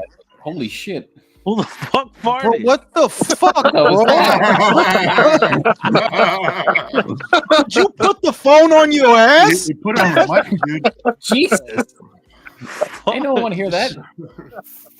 Ooh, what do you guys think about that? Caballel versus Daniel Dubois. Who would win? I got Daniel. Man. You got Daniel? Maybe. Yeah, I'm right with Daniel, bro. I got Caballel. One Daniel, one Caballel. This may be recency bias. I got Caballel. 2 Caballel. I don't buy Daniel. Sorry. 3 Caballel. I'll take the Donder kebab, Jules. You taking Caballel? Yeah. Okay, that's 4 Caballel. Damn, Caballel. nobody believes in Daniel? 5 Caballel. I can't. I don't buy Daniel, dude. I can't. You know. Listen. He fought and won a really washed version of Joshua, and people were just like overreacting to that. What about Hrgovic though? What about Hrgovic and what about Miller? Hrgovic's? I mean, like, look at how slow that motherfucker is. Like, was he not slow in that fight? I'd rather see Caballel fight. Underwater punches. Here's what I need from Daniel. I needed to see that Parker fight, because then I would have been able to just really be able to say, okay, you are this level. You thought he was going to win that fight, Jason? Against Parker? Yeah. And not really. No. I thought he was. I had him winning that fight if they would have fought. I have more stock in Parker than I do in Dubois, as far as both those guys coming back from losses and building up their careers again. For me. It's difficult with Parker because Wilder was shot. You know, Wilder was shot. We could all say that Wilder was shot. Zhang is 40 something. Doesn't finish his food. And I'm not taking credit away from him. You understand? It's just I'm evaluating the fight. Martin Piccoli was short notice, like 24 hours. I think Daniel was gonna steamroll him. I honestly do. I think Daniel was gonna plow through him. But that's hey, Daniel's gonna fucking go fight Usyk now, so it is what it is. Virtuoso said Jesse Bam Rodrikchenko. Yeah, man, he's nice, man. I wish he fought like 8 times a year, bro. His fights is motherfucker. Chico said, I'm thinking of elite milk like cornbread mommy. Villain brings up Jerry and Mirage. What a Clagett. That's Drew. Drew the only one that know that cornbread mommy joint. He love that joint. Shout out to Chico. Junto gonna have 2 fights in 2025 before Bam has 1. Yeah, Bam ain't fought yet, man. He said he's gonna come back in May. Is he coming off a hand injury or some shit like that? I don't know, bro. I wish he fought more often, bro. But then who's at 15? Isn't he fighting Puma next? You said, Jules? Bro, I don't know what the no. Wait a minute. I saw 2 separate reports that say 2 separate things about what Puma's gonna do. That he might still fight Kazuto in April. Oh fuck. But I saw on Ring Magazine they were saying that talks have commenced for Bam versus Puma. What I want is Bam versus Puma. That's what I want. Like, I need that. But I don't know, man. Bam don't fight enough, man. He just don't fight. Like, I wish he fought 3 times a year, honestly. Pleasure to watch. Anyway, I'm fucking going to sleep, man. Fuck y'all. I'm gonna go live this weekend for Matias versus Valenzuela. Night, everyone. Lightbox guys, we outside. We outside, Joe. Buenas noches, mi amor.